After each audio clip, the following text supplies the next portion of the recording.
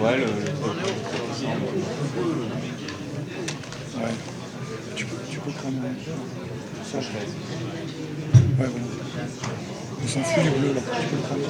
Il y a juste le texte qui est important.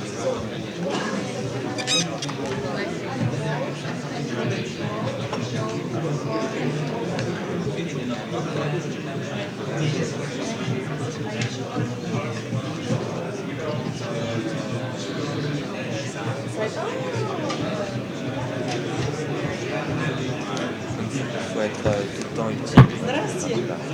Как дела?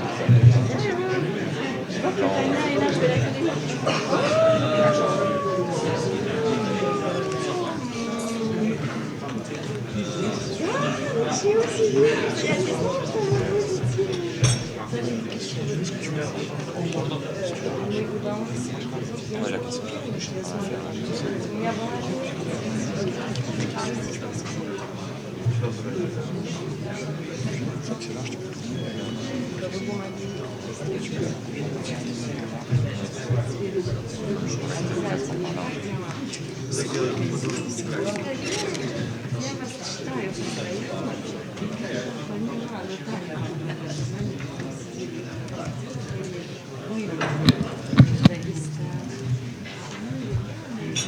On règle.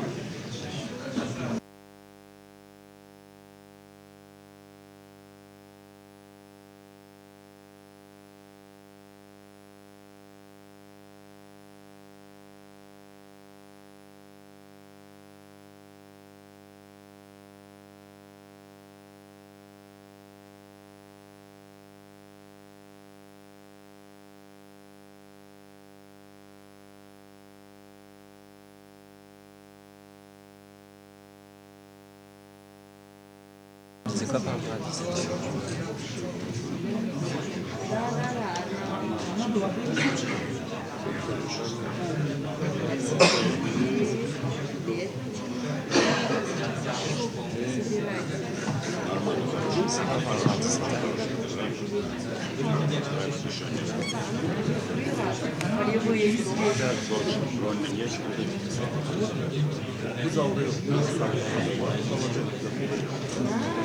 Ну, я ей, да, порекомендовала с кем встретиться.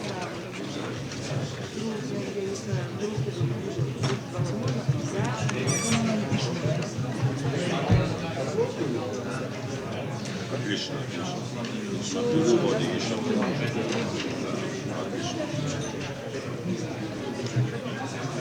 Она была, я не знаю, L'anglais, встретиться. c'est pas encore ça. C'est les deux. Ah oui, ils ont changé.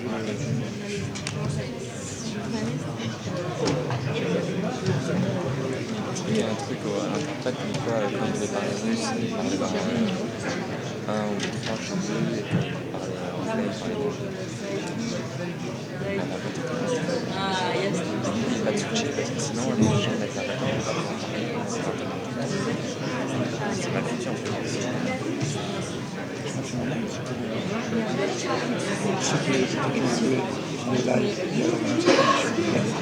J'appuie sur le bouton 2. Sinon, quand on disparaît l'écran, les gens ne parlent sur le Good afternoon, ladies and gentlemen. May I ask you to please take your seat? We waited a few minutes for the last people to arrive, and if I'm well informed, all people that tried to get into this parliament have been able to reach this room as well by now. A very warm welcome on my own behalf, and of course also on behalf of Mr. Buzdakin of the AMPO organization. I'm very pleased to have such large numbers here in this house. First of all, a few translation issues. We have, if I'm rightly informed, on channel 1 we have Russian, on channel 2 we have English, and on channel 3 we have Azeri. If you put on your headphones and you have the numbers next to you, then you should be able, if you speak one of those languages, to follow this debate. Also, warm welcome to all those who are watching at home, because this event is streamlined through the wonderful invention called the Internet. Of course, the reason for organizing this seminar is next week's presidential elections. I think a very, very important event in Azerbaijan. And for me and the people from UMPO, that was the main reason for organizing this event. Azerbaijan, I've been there a few times now in the last couple of years.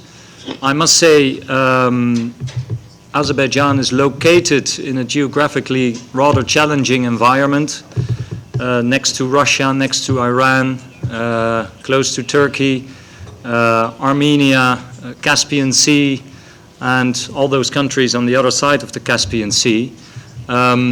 It is really, really a challenging geographical location, but also from a political point of view, it's a very important country, and that's one of the reasons why I took interest in focusing on this country during my last couple of years in this house. Of course, we all know it's important because of gas and oil. That's the engine of our current fossil fuel economy, and Azerbaijan provides a lot of it. And not only its own gas and oil, it's also, of course, a very important transit country for fossil fuels that come from the other side of the Caspian Sea. To the EU, of course, that's of a very, very high strategic importance. We are desperate to diversify our energy supply, and here the whole region around the Caspian Sea plays a very important role. That is also one of the reasons why I have the feeling that the EU has a huge interest in having a very stable partner in Azerbaijan. And as far as I'm concerned, I'm a member of a party called Democrats 66. A high level of democracy and respect of civil liberties and human rights are hugely important for the stability of a country. And that's one of the reasons why I focus a lot on this issue. And to be very open and frank, the signs have not been extremely positive this year. We've seen popular unrest in the beginning of 2013 in several parts of the country. We've seen, and I quote several reports here, an increased repression of the opposition, of civil society, and of media. We've seen journalists being harassed and even imprisoned. And I'm extremely worried about this situation. I'm not going to speak a lot today. We have wonderful speakers and wonderful iPhones that provide the sounds that we need. We will focus on two issues. The first part that I will chair will be focusing on the current situation and the run-up to the elections and what to expect from the elections. And the second part, chaired by Mr. Buscadin, will focus more on the way forward. What about the EU-Azerbaijan relations after the elections, and what about the situation within Azerbaijan after the elections? I'm very honored to introduce to you the speakers of today. We invited the ambassador of Azerbaijan to the EU, but he was unfortunately not able to come. But I was happily surprised that he arranged not just one person to replace him, but 4. So we have 4 members of the National Parliament of Azerbaijan here present, and one of them, Mr. Molazada, will take part in the second part of this seminar. My other announcement is that originally we expected Mr. Azanli to be here. To me, I must say, it was not a big surprise that in the end he was not able to come. Being the main opposition candidate a few days before the elections, I can imagine it's pretty hard to fly all the way to Brussels to campaign over there. And this week it turned out that he was not able to come. But I'm very proud that we have Isa Gambar as his replacement. So that is not at all weakening our program. We have 3 speakers during our first session. The first is Cecilia van Pesky. She is an independent elections expert, and we'll focus on that. Then we have Isa Gambar, leader of the Musafat party and a real senior if it concerns politics in Azerbaijan. I met him in Baku once or twice, and I'm very privileged having him here. And the third speaker is David Nichols on behalf of Amnesty International. And let's start. One more mentioning, I am a very open chair, so I'll allow debate after the speakers have spoken. I'd rather not have any debate during their presentations, but afterwards we have quite some time reserved for that. So, well, I think I don't have to encourage you to be active in that debate. Cecilia van Pesky, the floor is yours. Dear Mr. Gerbrandi, former presidential candidates, members of European Parliament, representatives of the Unrepresented Nations and Peoples Organization, and members of the international community, especially from Azerbaijan, present here today. The year 2013 presents the South Caucasus with an exhilarating a year full of elections. All 3 South Caucasus republics are holding elections this year. By the end of 2013, Armenia, elections took place in February, Azerbaijan, elections next week, and Georgia, elections end of this month, will have inaugurated a new president. May this be the incumbent president or a new player in the field. These invigorating circumstances create the perfect backdrop for an analysis of the current political situation in the region. After the collapse of the Soviet Union, the 3 South Caucasus countries took their own fate in hand. In this, they chose separate paths for developing their democracies, safeguarding human rights, and boosting national economies. Although the paths that were taken were quite distinct, all 3 nations have been faced with hampering circumstances on the way to the so vigorously sought-after prosperity. Strategically positioned, the Caucasus, for many a century, has been theater to a high-ranked game of chess. As part of this game, players have engaged in ways of enforcing influence over the lands of earth, wind, and fire. They have done so from the valleys in between the Black Sea and the Caspian Sea, and from the greater Caucasus mountain range, where Mount Elbrus encompasses all of nature's elements, to the rolling plains into Iran. In addition, sometimes overt, sometimes covered, post-Cold War players, Russia and Europe, have been interacting in wrestling of arms to see who in the end will be the strongest. To the west, Armenia remains under constant threat of escalation of the conflict over Nagorno-Karabakh. The country is faced with high unemployment rates, resulting to approximately half of the Armenians living in poverty, rural people being particularly vulnerable. 2 out of 10 Armenians living in rural areas are considered to be extremely poor. To the north, in Georgia, the hot summer days of August 2008 brought a fiercely fought 5 days of war. Even with this particular war being over, Russo-Georgian enmities over South Ossetia could still reach a further violent peak. Only last week, after the EU's Political and Security Committee traveled to Georgia to pay a visit to the administrative boundary line of South Ossetia and to the EU monitoring mission, a mission that I myself was deployed to in 2010 as a human rights team leader, EU High Representative for Foreign Affairs and Security Policy, Lady Catherine Ashton, voiced grave concern over increased fencing activities by Russian security forces along the ABL between the Tbilisi-administered territory and the regions of Abkhazia and South Ossetia. In a statement issued by the spokesperson, Ms. Ashton said, "Such activities, which contravene Georgia's territorial integrity, create significant hardship for residents on either sides of the ABL and seriously challenge stability and security in the region." The High Representative called on Russia to remove the barriers, reiterating the support of the European Union for Georgia's territorial integrity within its internationally recognized borders. Only 2 weeks ago, while I was visiting friends who live in a small town right beside the ABL, I saw with my own eyes how concertina wire was being rolled out along vast stretches of the ABL.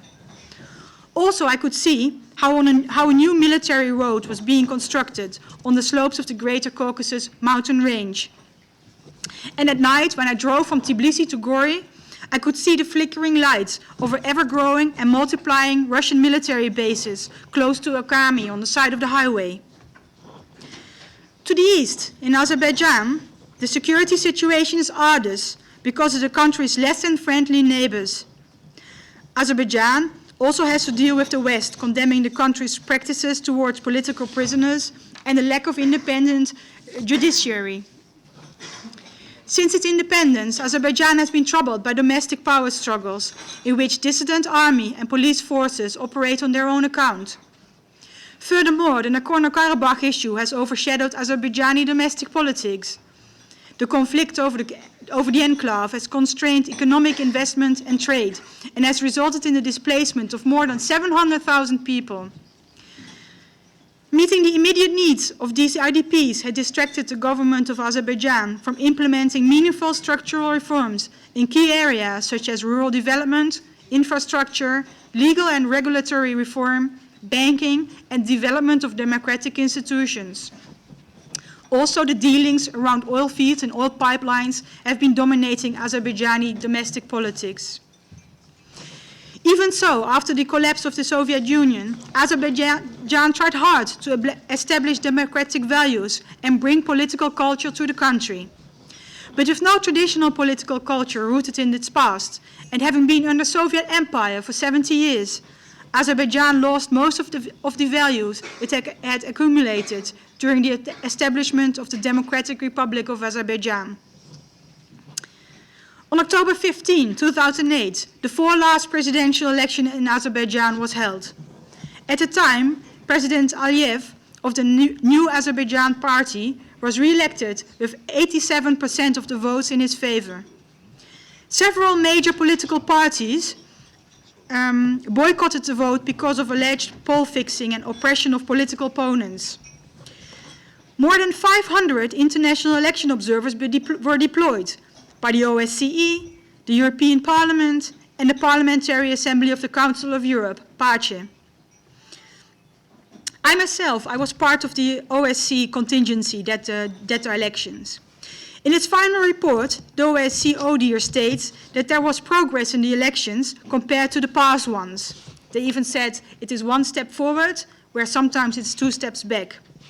But that elections did not meet international standards because of the lack of competition to incumbent Aliyev. Mr. Temirhan of the election boycotting Azerbaijan Liberal Party added, "This leadership is not illegitimate and its election does not reflect the will of the people." 2 years later, parliamentary elections were held in Azerbaijan. Again, a high number of international election observers was deployed. That time I was not among them because I was deployed to the EUMM in Georgia. The OSCE stated that the election campaign had been marred by restrictions on media freedom and freedom of assembly, noting that many opposition candidates were unable to register themselves, thus creating an uneven playing field. Also, the pre-election atmosphere was assessed to be tense, with media complaining of pressure and non-transparent financial transactions of state officials. On E-Day itself, the OSCE observers reported numerous cases of ballot box stuffing, multiple ballots inside the ballot box, and identical signatures, one person voting for a whole row of people. At the 2010 parliamentary elections, President Aliyev's ruling Yeni Azerbaijan party got a majority of 73 out of 125 seats, meaning that for the first time in Azerbaijani modern history, not a single candidate from the main opposition parties had been elected. The opposition, Musavat, decried the elections as illegitimate. The events had nothing to do with elections. It was the most shameful kind of election. Ruling President Aliyev, however, said the elections were fair. The Central Election Commission said turnout was 50.1% out of a total of 4.9 million people eligible to vote. Opposition leaders suggested the low turnout was due to candidate disqualifications by the CEC and consequent discouragements to vote after their choice of candidate was excluded. There is a philosophy that the cause of every phenomenon should be found in the phenomenon itself. Proceeding from this point, I come to the conclusion that Azerbaijan is not ready for democracy. I have spoken to a befriended citizen of Baku who phrased it as such. This was in a Skype session in February. He said, "We are given freedom, but we do not know what to do with it." Democracy is a phenomenon that should be established in all deeds of a country. Democracy cannot be one-sided. It is a whole process, which is achieved by having a certain political culture and a wider world outlook. Legitimacy of elections... Cecilia, 1 second. I hear someone saying that there is no translation. No Russian? Is there no Russian translation? Ja, игорют русский язык чуть-чуть.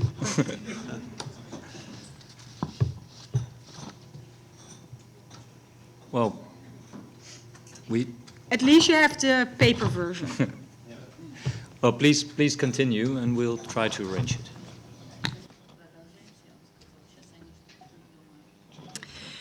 Democracy is a phenomenon that should be established in all deeds of a country. Democracy cannot be one-sided. Spasiba. It's a whole process which is achieved by having a certain political culture and a wider world outlook. Legitimacy of elections is a vital concern in this. Legitimacy as to how genuine the elections were run. So we're not saying anymore free and fair, how genuine is this were true elections. When it comes to the level of democratic development in Azerbaijan, I wish to mention one more thing. The Azerbaijani government holds a very poor human rights record. Arbitrary arrests, police beatings, and suspicious deaths in custody have been documented. The opposition can operate openly, but is frequently harassed, and so is the independent press. Political parties can be banned from the elections. The judiciary often appears to be corrupt and does not function independent.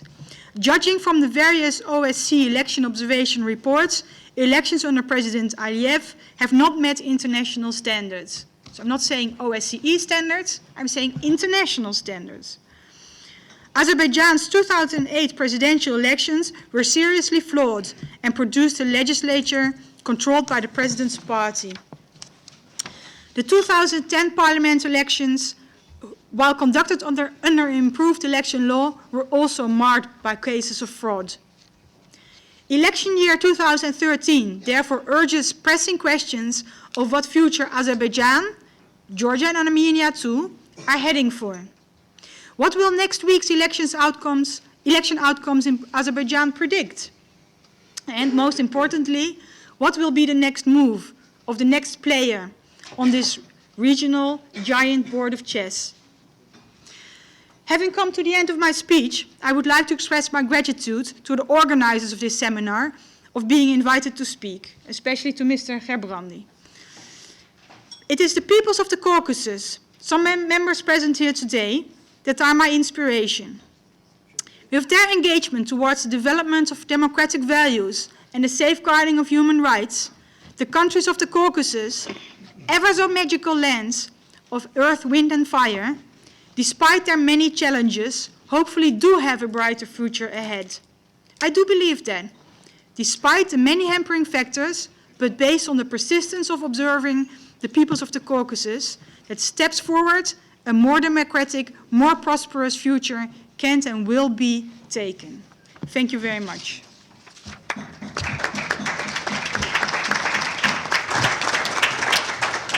Thank you very much, Cecilia. That brings us to our next speaker, Mr. Isa Gambar, leader of the Musavat Party. Thank you, Mr. Chairman. Azerbaijan. Dear ladies and gentlemen, I will speak in Azerbaijani. As you know, we have elections on the 9th of October.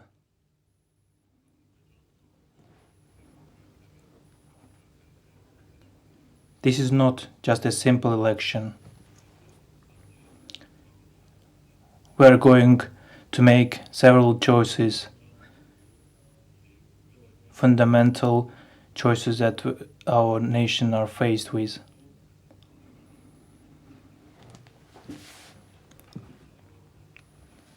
I'm representing Musavat Party. Musavat Party is one of the oldest parties in Europe.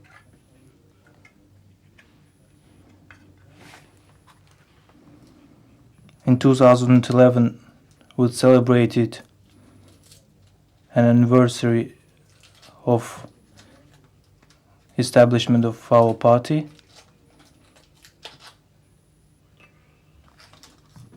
And the members of ALDE party were representing on that event and on our different ALDE events.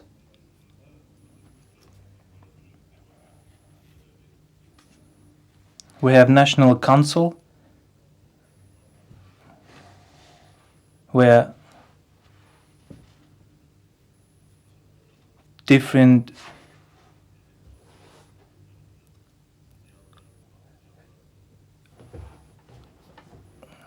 members of our intelligent people are represented there, and they are represent here as well today.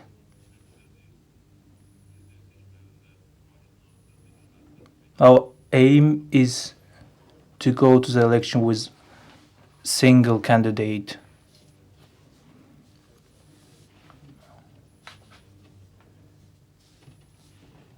That's why we have chosen one of that intelligent people, Professor Jamil Hasanli, as our representative and as our candidate for presidential elections. He's one of the famous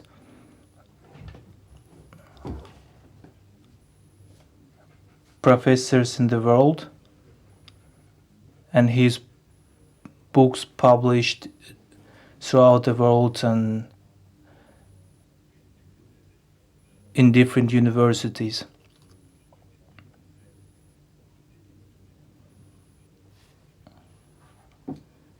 As I told,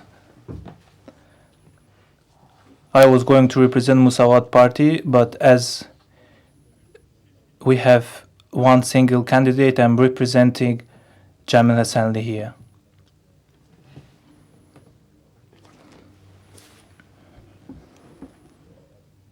We have given time on our national TV for debates between different candidates, and we have 10 candidates for presidency.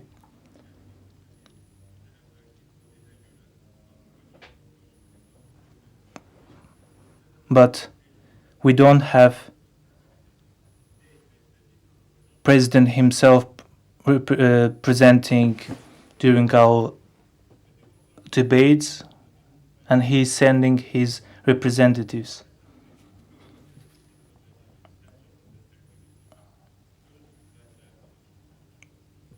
Jamil Hasanli during debates criticizing very heavily government during the debates. He normally presents what he's going to do if he's elected, but others are focused on criticizing him.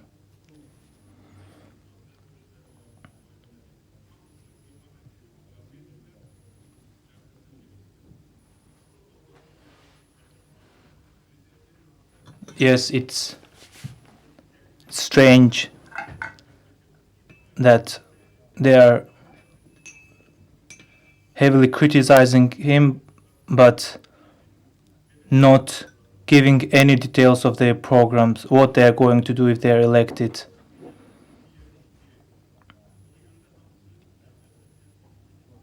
And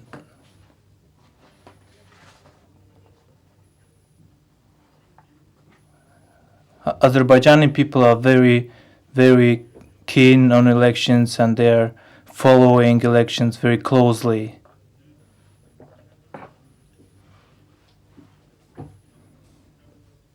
But on our TV, government are trying to broadcast only what they are doing, their programs. They have created fake opposition who are given rights to go on TV and to represent opposition in whole. You can't see real members of opposition on our TV.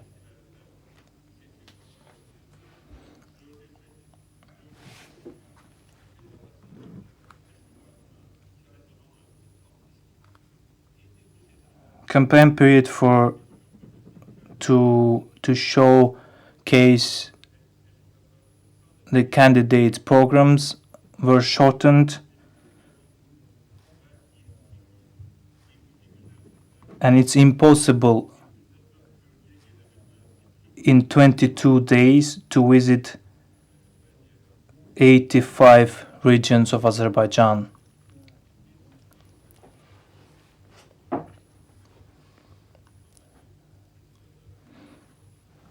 We, as the representatives of democratic forces,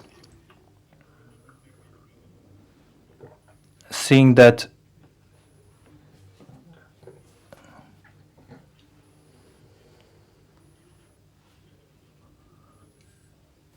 we know that according to the constitution,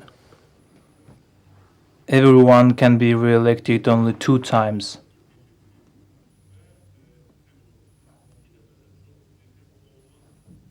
Years before, there was a referendum to change this barrier for re-election, and it was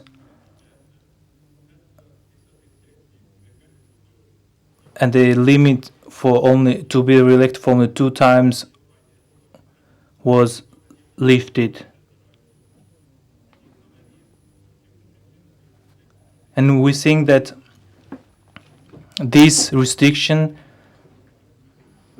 has to be applied not for this election, but for the next coming elections.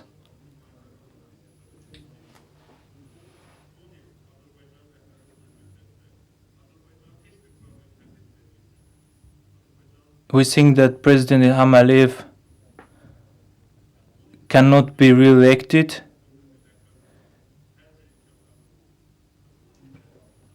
because during the 10 years presidency, for example, Nagorno-Karabakh problem wasn't solved. Different problems weren't solved.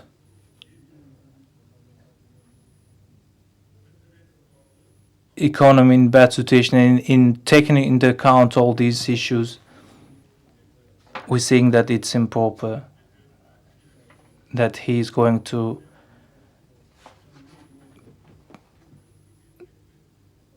move forward his candidacy for re-election. And it's against democratic principles. It's everywhere normal that you can be re-elected only 2 times.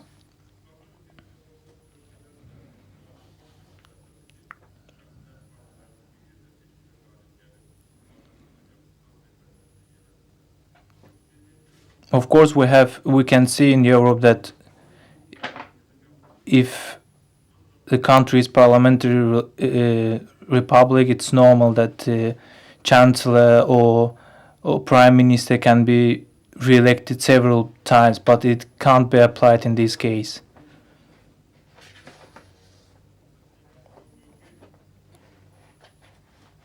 And summing up all this, we are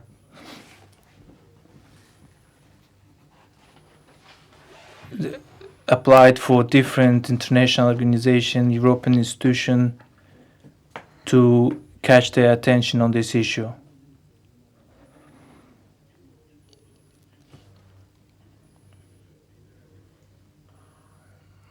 For 10 years, Heydar Aliyev was in power.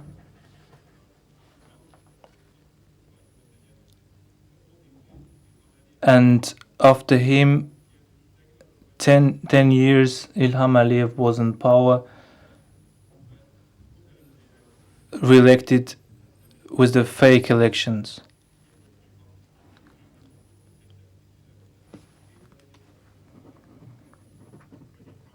Heydar Aliyev was in power in Azerbaijan during the Soviet period as well, from 1969. And can you imagine that one family is in power from 1969? Even if someone is in power for 10 years and he was the best president, he was excellent, he can't be in any case to be re-elected because it's against any principles. Corruption was rooted in Azerbaijan.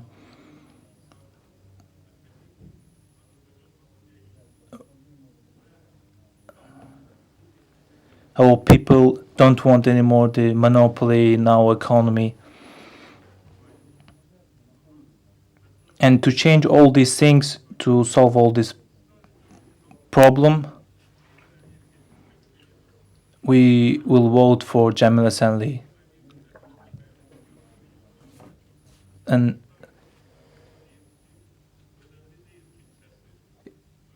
Ilham Aliyev declared several times that he is following the policies of his father.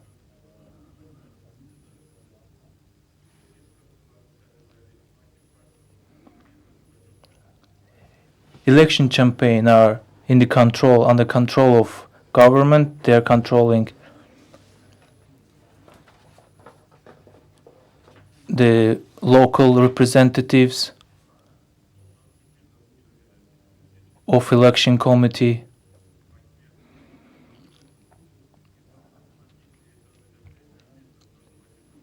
Elections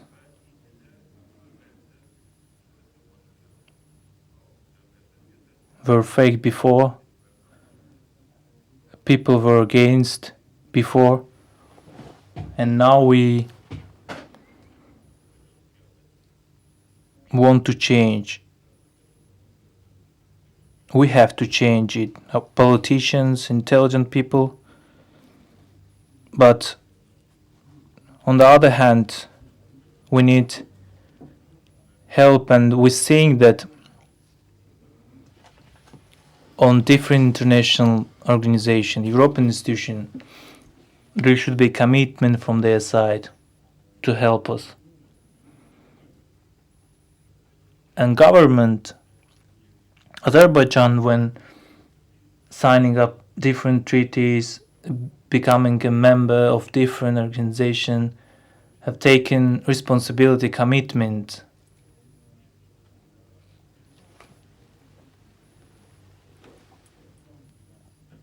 Which they have to satisfy. I don't want to speak too long.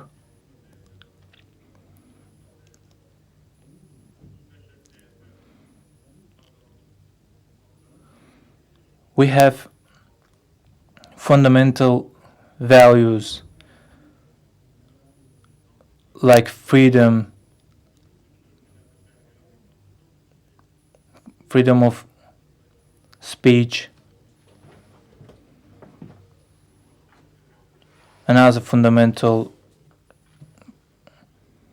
principles and freedoms. We have it everywhere. And these fundamental values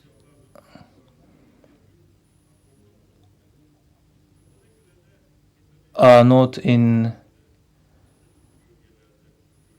against our interest. That's why we as democratic forces are going to fight for that fundamental values.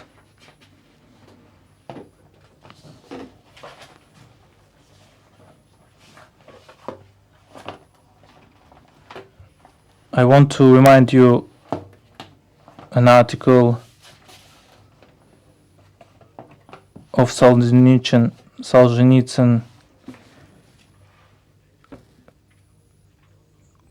which was called "To Live with a Lie, Without a Lie." He was calling up people to fight for our values, not lying. We don't have to lie. If you are not going to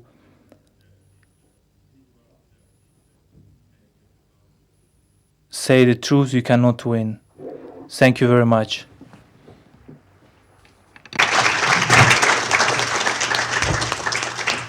Thank you very much, Mr. Gambar. Politics is about the truth, not just in Azerbaijan, but in every country. Teşekkür ederiz Sayın İsa Gambar. Siyaset herkes için bir Спасибо, господин Гербанди. Большое спасибо. Her yerde aynıdır. Many of you in the room will remember that back at the end of 2011, we at Amnesty produced a report on freedom of expression and freedom of association and assembly in Azerbaijan, which was highly critical of the crackdown that we witnessed in 2011 to peaceful protests that took place.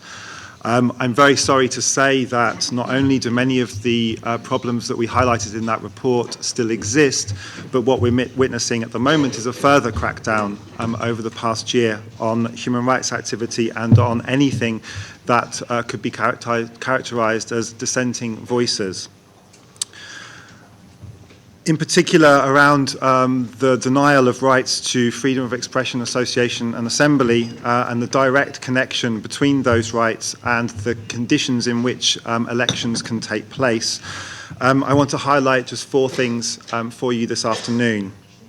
The first around the activities of human rights defenders, of activists, of journalists. Secondly, around defamation laws that continue in Azerbaijan.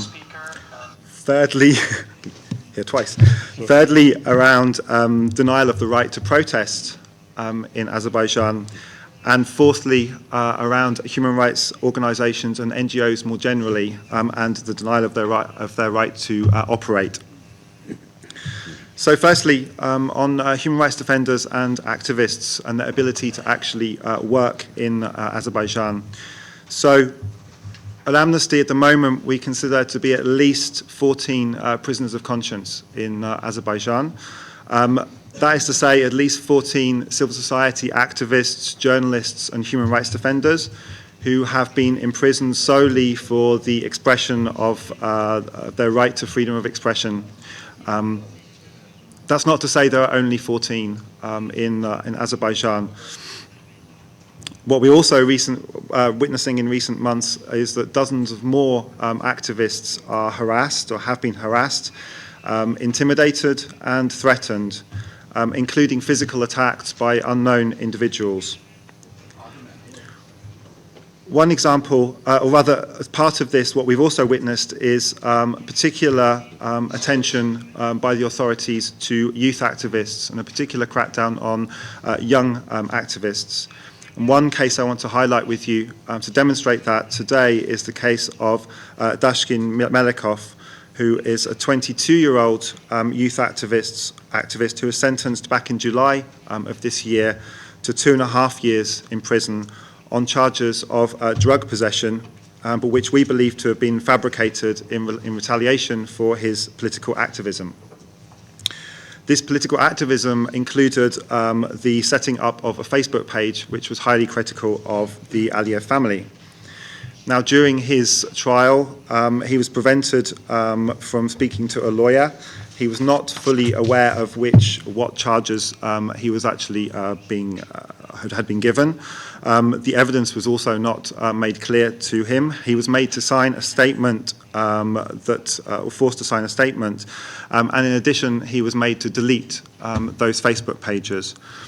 At no point have the police explained to him or anybody else how they originally knew that, or thought rather, that Mr. Melikov was in possession of drugs, so what the basis of actually going to him in the first place was, why they decided to arrest him, why he had been, as part of this process, questioned about his political activity, and why he was also forced to delete a Facebook page as part of the whole process. The second issue that I wanted to raise with you this afternoon is around defamation. So Azerbaijan committed back in 2011 to decriminalise defamation. However, in actual fact, what we've seen is that the legislation criminalising defamation has actually been extended to cover more areas since 2011. In fact, in June of this year, it was extended to cover internet, social media, online activity. We saw the first conviction under these new terms in August of this year, where Mikhail Talibov was sentenced to 1 year of corrective labour for comments that he made on Facebook about the bank that he used to work for. The third point I wanted to raise with you is around the inability in Azerbaijan to protest peacefully. In essence, peaceful anti-government protests are effectively criminalised in Azerbaijan. There's effectively a blanket ban on such protests taking place in Baku. And amendments coming into force in January of this year have increased the penalties for unauthorized demonstrations in Azerbaijan. At the moment, for example, there are currently 8 activists who have had their charges extended just a few weeks ago in relation to organizing a peaceful protest in March of this year, and are now facing up to 12 years in prison for planning to organize public disorder. Those individuals, again, were at least one of those individuals alleges that he was beaten, and it's possible also that evidence has been fabricated in that case. And once again, as before, they were forced to sign confessions. The final point I wanted to mention was around NGOs in general and their inability to function in Azerbaijan. Already, but prior to this year, it was difficult for NGOs and civil society organizations to register in Azerbaijan. But now, following amendments in March of this year to the law, there are now additional hurdles that are required by NGOs to register and additional constraints on their funding possibilities. So what we are witnessing is that that increasingly NGOs in the country are either being shut down or they're being denied registration in the first place. In particular, those organizations that are working on human rights and democracy or on political activity. So in conclusion, Azerbaijan has just recently concluded the Universal Periodic Review process within the United Nations, and the report was published just a few weeks ago.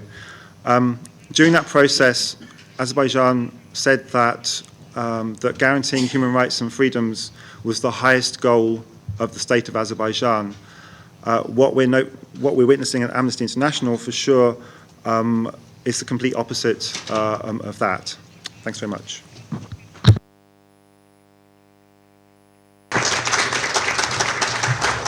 Thank you very much, David Nichols. We've had 3 contributions. We have 20 minutes to open up the floor for questions and answers. Maybe you can indicate whether you would like to ask a question or have a statement. And if I give you the floor, please call out your name and tell the room on whose behalf you're speaking, and then you have the floor. The lady in the back, she already indicated halfway that she wanted the floor. Thank you very much. My name is Kristina Morvai. I'm a member of the European Parliament, non-attached, in other words, independent member. And thank you for organizing this meeting. The main point I want to make is that I think whatever happens in Azerbaijan or anywhere else, an important thing is that the European Union should have no double standards when we measure democratic values and human rights in our different partner countries, but we should have uniform, predictable, and certain standards regarding all partners and regarding ourselves as well. Having said that, let me inform the members of the panel and the audience that as a non-attached member, I could not go with the observation of elections mission to Azerbaijan. I wanted to go because as a human rights lawyer, I like to see things with my own eyes. But since I don't belong to any of the big established disciplined parties of this parliament, I couldn't go because non-attached members simply cannot go. So how does it fit with our standards, what we expect from Azerbaijan in terms of democracy and human rights? That's one thing. The second thing, in terms of principles and values and double standards, United States. In a scale of 1 to 10, how would you, for example, Amnesty International or all other members of the panel, how would you compare the human rights violations and violations of democratic values in the United States, whether it's Guantanamo or whether the NSA observations of people, emails, telephones, and so on, which were recently leaked by Mr. Snowden, and the way whistleblowers are dealt with, talking about 35 years imprisonment of Bradley Manning, and so on. Objectively, on a scale to 1 to 10, what is the scale of the United States and what is the scale of Azerbaijan? And is there any uniformity in expectations, given that the European Union continues all the relationships with the United States? When it comes to political prisoners, as a member of the Palestinian delegation. Can you please conclude? No, I don't want to conclude. I want the panel to conclude. Yes, I yes, want I to know. ask No, questions. then the panel will get the floor. But we have more people who yes, want to raise Israel questions. is an association country with the European Union. On a scale of 1 to 10, when we talk about political prisoners, what is the status of Israel? What is the status of Azerbaijan? Serbia is almost a candidate country. When it comes to dealing with national minorities, what is the situation in Serbia, the way they treat Hungarian minorities and other minorities compared to Azerbaijan? And my last question, concerning the 700,000 internally displaced people in Azerbaijan, as I understand, there were several EU, Council of Europe, United Nations resolutions. What has the European Union done so far in order to enforce those resolutions? Thank you very much. Well, thank you very much. To answer your first question about our internal rules in this Parliament, I totally share your criticism. I don't think we have the best system ourselves to organize these kind of delegations. So I simply share your criticism. On your question about the comparison with the rest of the world, I think that organizations like Amnesty are as critical towards those situations as towards Azerbaijan, but they are very fit to answer the questions themselves. David, would you like to answer? Absolutely, yeah. I do think you're going down a very tricky road when you start to try and compare different countries around the world and how they meet, or how they compare against each other. What we as Amnesty do, as I think that the EU should also do, is rather measure a country against the obligations and commitments that country themselves have entered into and that they have, and then measure exactly to what extent they meet those commitments and obligations. And then also obviously the decision over which countries to focus on is very much a decision for the EU to take. But you're absolutely right that that it's not an issue for for comparing different countries and therefore focusing on certain countries because human rights violations are perceived to be more grave than in others. The question is about being consistent across the board and addressing human rights violations themselves, irrespective of the country in which they take place. Thank you, Mr. Gambar.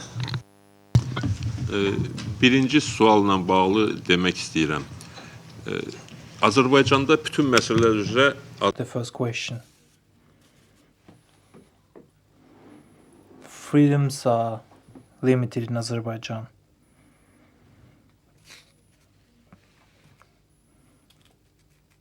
Before, every party has a right to invite their own observers. Now this right is kept only after election committee.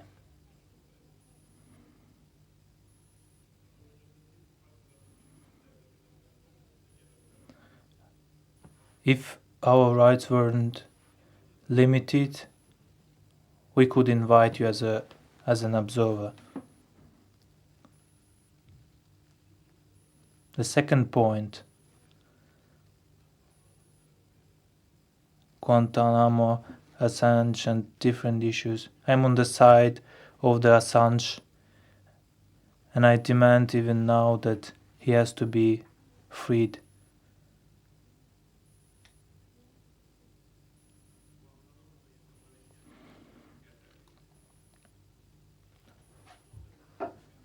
We are against, and I am against any torture. I was against any torture in Guantanamo.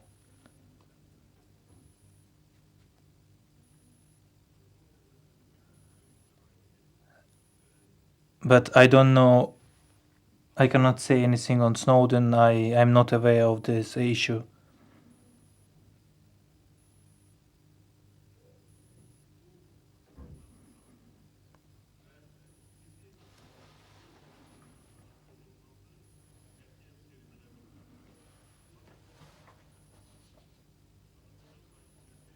Yes, it it can be the case that freedoms in other countries are limited, but we can't be happy because of this fact.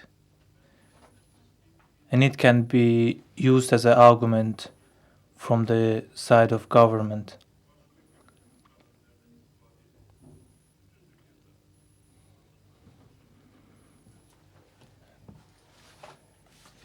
Freedoms should be protected everywhere. And Nazim Musavat Party were a member of the European Committee. My name is Fuad Muradov. I'm representative of the Azerbaijani Parliament from. Bağımsız olarak Avrupa Parlamentosu'nda görevliyim.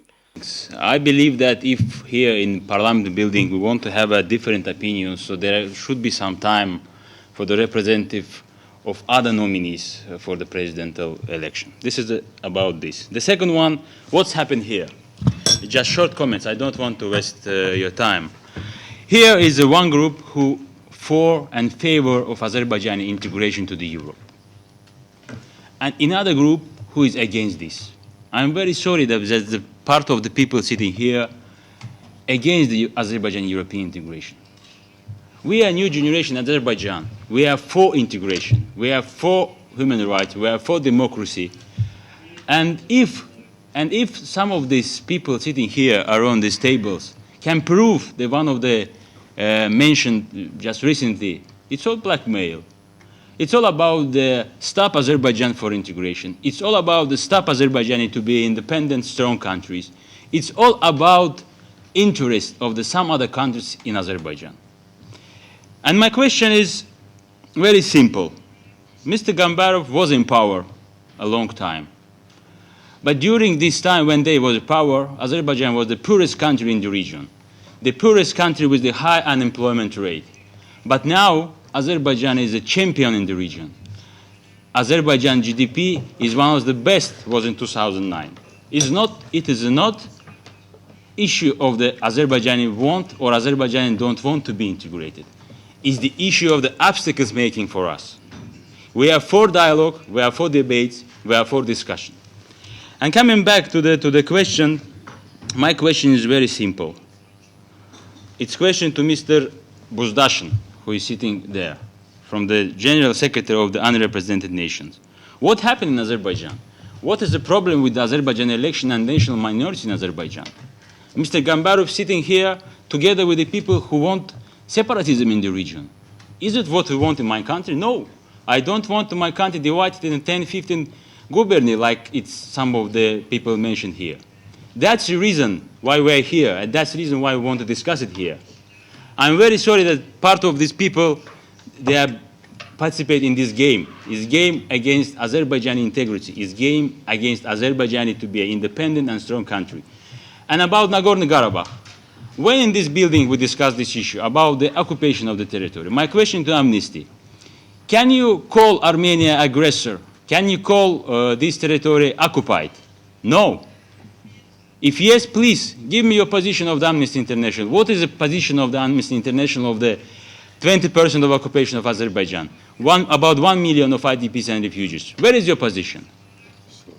And that's why my last remark, we are, Mr. Gerbandi, ready for discussion. But sometimes it's one side. Because we come here for discuss, for dialogue, and spread our opinions. Thank you for giving this chance to me to say about this. About the election, here you see, the topic is Azerbaijani president election, but we didn't have a chance to talk about this.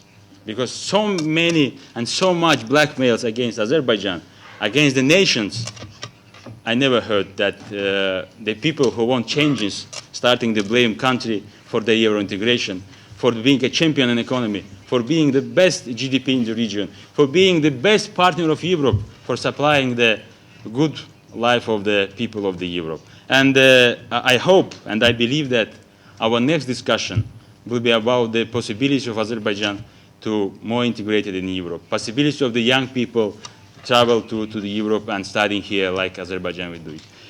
President Aliyev for development of Azerbaijan and President Aliyev for integration process of Azerbaijan in Europe. And Azerbaijan never be strong like that. And I'm proud of my country. And I invite all the people around here who for many reasons against my country to be a real and based on the statistics, because this is something we cannot cheat.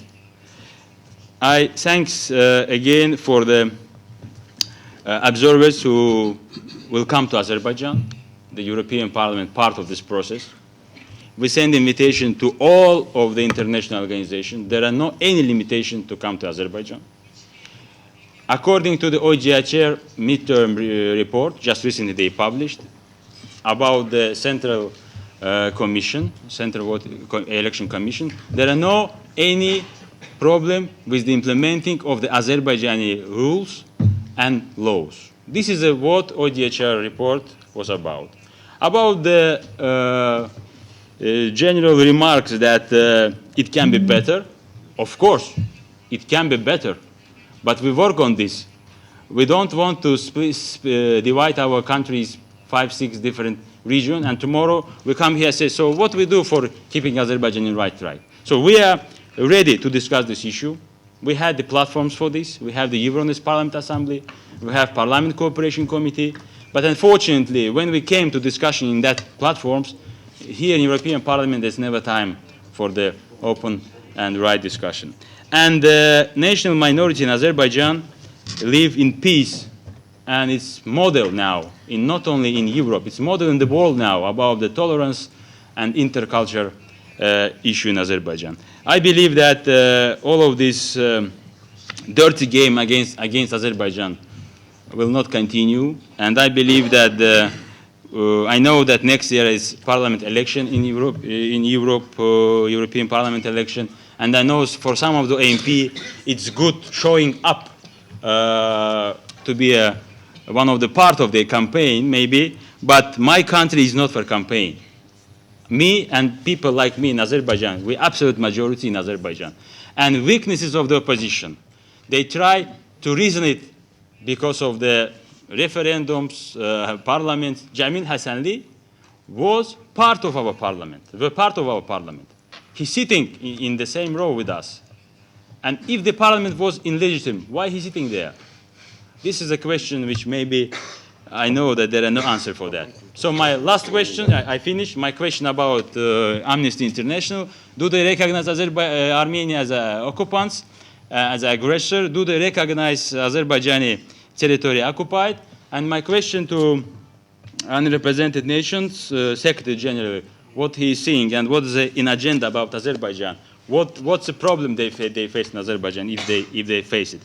And about the election, I believe that we will see your report about the election, and I believe that it will be based on the facts, not about the rumors on the different unrecognized newspapers and yellow papers, but I believe that we can discuss this also because we are ready for discussion. The readiness of Azerbaijani MPs, of the government, I believe also, it's always for Azerbaijani future. It's always for Azerbaijani strongness. Some of the region and countries around us don't like to be Azerbaijan independent and strong, but we don't allow to anyone to disturb our stability, and we don't allow anyone to divide our country. Thank you very much for your time. Thank you very much, Mr. Muradov. First of all, I gave you all the time you wanted in order to show that we are open for debate. And I'm not sure if I've given you more airtime than the opposition at Azeri television, but that's something else. In political debate, you can have different opinions, and you can fight about that. And I think that is the good thing about political debate, because then people have a choice. What I do not like is calling the other side or blaming them of dirty games, blackmailing, etc. That is not the kind of political debate that I would like to see. So I gave you all the time. I'm not going to respond to your remarks because we have an expert panel that can do so.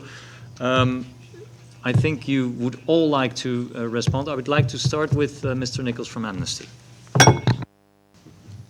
Thank you very much, and thank you very much for the direct question as well. I'm sorry that I'm not going to fulfil you in terms of the answer. I think that most in the room would agree that it's not our job, it's not our role to determine whether or not somewhere is occupied. It's simply not the job of a human rights organisation like Amnesty International. What we do is reflect internationally agreed language around issues such as this, which is what we do in all of our reports, and it's what we do in equivalent situations. Bizim sorunumuz Issues such as this. Sorry. Cecilia, yes? My comment would be more geared towards the comments that you made on the elections, and I heard you say that biz duyduk ki law has improved, and indeed it has. Also, the OSCE reports are mentioning this. But what we see in many countries, not only in Azerbaijan, is that the difficulties are shifted towards the end of the process on election day. So the cases of fraud during the day, as I mentioned, the ballot box stuffing, the identical signatures, we see them getting less and less, fortunately, also because of the presence of observers already for many years, 20 years already. But we see that the problems at the end of the process on E-Day, that they are growing. So it comes to the process of tabulation, of counting the votes in the end. So I think even though the yapılan seçilmeler sonucu be quite a lot of energy process on E-Day when it comes to the establishing the election results. And I think within the neighborhood policy, we have already seen that there has been guidance of the EU towards this process in Azerbaijan. So I would say we can mention that there is good cooperation in that sense and good dialogue as well. And I do very much appreciate your emphasis on wanting to have this dialogue. Thank you very much. Thank you, Cecilia. Mr. Bustakin will chair the next session, and he will take the issue there. Mr. Gamba.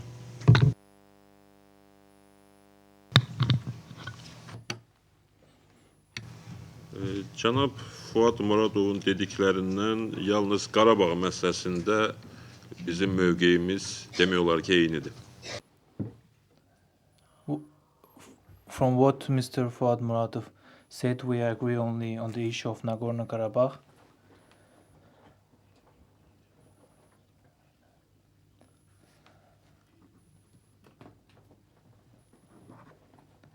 And we agree on his point that there should not be any single approach towards occupant Armenia and occupied Azerbaijan.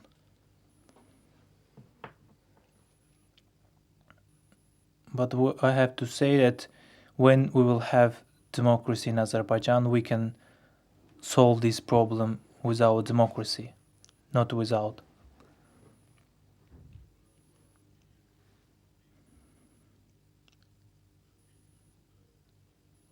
He's blaming me to sit besides with separatists, but if there are someone who is separatist here, let me know. I don't know.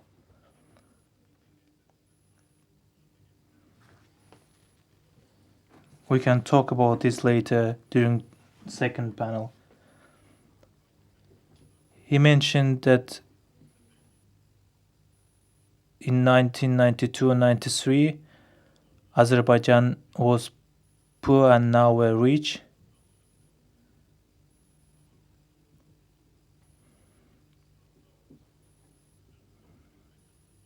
But you are rich today because of the oil. When we were rich in 1992, 1993 with our reforms, and we were leading other CIS countries. We were on the first place.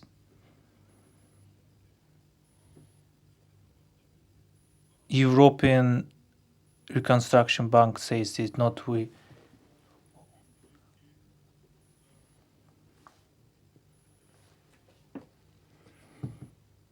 Mr. Muradov said that there are people who are for and against European integration. But I can say that as a representative of Musawa Party, we were always for integration, for Euro-Atlantic integration. 100 years ago, this approach was established by our party.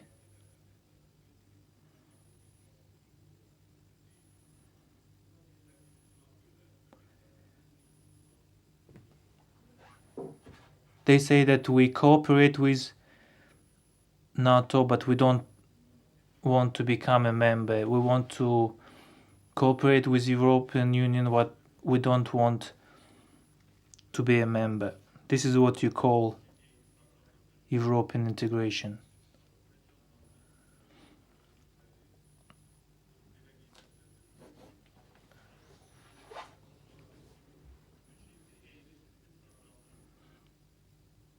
Many analytics say that Azerbaijan is like a student who failed several years in university.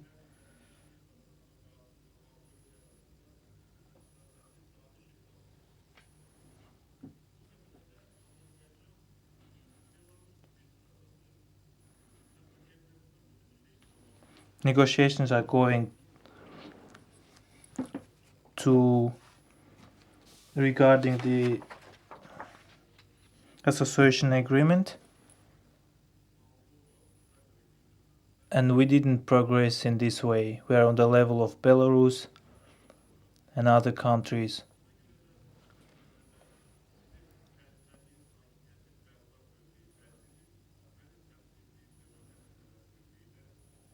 In this case, you see my approach and your approach towards European integration. We as a opposition party always declared that we are ready for dialogue and to talk on different issues. Thank you. Thank you. I'm looking at the clock. I see many hands up, but I also know that we will continue the debate after the next session. So my proposal is to quickly move over to the next session, which means that I give Mr. Busdakin the chair, and that we continue our debate, which might be touching upon the same issues after the second session. Thank you. Thank you, Mr. President. First, I would like to thank Mr. Gerbrandy for his devoted cooperation in organizing this event and all the speakers who will contribute to today's panels. At a moment when Azerbaijan is moving even closer to the European Union, addressing the question of democracy and human rights in the country, here at the heart of European decision-making, is indeed of utmost importance. In Azerbaijan, UNPO represents the largest minority group residing in the country, namely the Lezgin people. As in the past, the Talish people was member of UNPO, an indigenous Caucasian ethnic group divided between northern Azerbaijan and the southern Dagestan in the Republic of the Russian Federation. Incumbent Azerbaijani President Ilham Aliyev's tenure has brought great prosperity to Azerbaijan, this is undoubtable, and has seen the country's relationship to the European Union grow closer in recent years. However, this has come at high price. Widespread human rights abuse and corruption are commonplace, and with the election rapidly approaching, authorities have increasingly turned their focus towards silencing criticism. Furthermore, and I'd like to quote a Human Rights Watch report, has noted in a newly released report, September 2013, that the sheer number of arrests, the adoption of harsher laws, and extensive government efforts to stop and prevent peaceful public protest indicate a new concerted government effort to curtail political and civic activism in the country. In this context, sir, UNPO regrettably observed during a fact-finding mission to Azerbaijan in late August this year that minority groups have been particularly targeted. A report on the findings of the mission can be found at the welcome desk and been disseminated to all of you. Although Azerbaijan is officially committed to the protection of minority rights, I'm sorry, sir, if you are listening, I try to responding to you. You made a question to me even before I start talking. Now, if you are listening, probably you will understand what I mean. I am listening to you. Yes, thank you. Is my right to listen or no? No, don't interrupt me. Listen, not interrupt. Listen, not interrupt. That is not correct from your part. I repeat, although Azerbaijan is officially committed to the protection of minority rights through the country constitution and ratification of the Council of Europe Framework Convention on National Minority, not UNPO, not other representative here. Your by law and the ratification on the Council of Europe Framework Convention on National Minorities. In reality, it is impossible for minority groups, including the Lezgin, the Farsi-speaking Talis and the Avars, and many others, to express their identity, being through culture, politics, or business. Energy has become one of the major issues in the Azerbaijani-EU relationship. However, if the European Union wishes not only to serve its economic interests, but also live up with its core values of democracy, rule of law, and respect of human rights, increased and continued attention must be given to the grave situation facing opposition activities and minority groups in Azerbaijan. The recent European Parliament resolution, June 2013, strongly condemned the detention of opposition leader and presidential candidate Ilham Aliyev, and calling for his immediate and unconditional release is a welcome step, but further efforts are needed in order to end arbitrary arrests and bogus charges. About the standard of the past election and the present pre-election stage. As has been observed by the OSCE, who is on a different state international organization, election from 2008 and after never matched the standard, international standard. What's mean? International standard of what?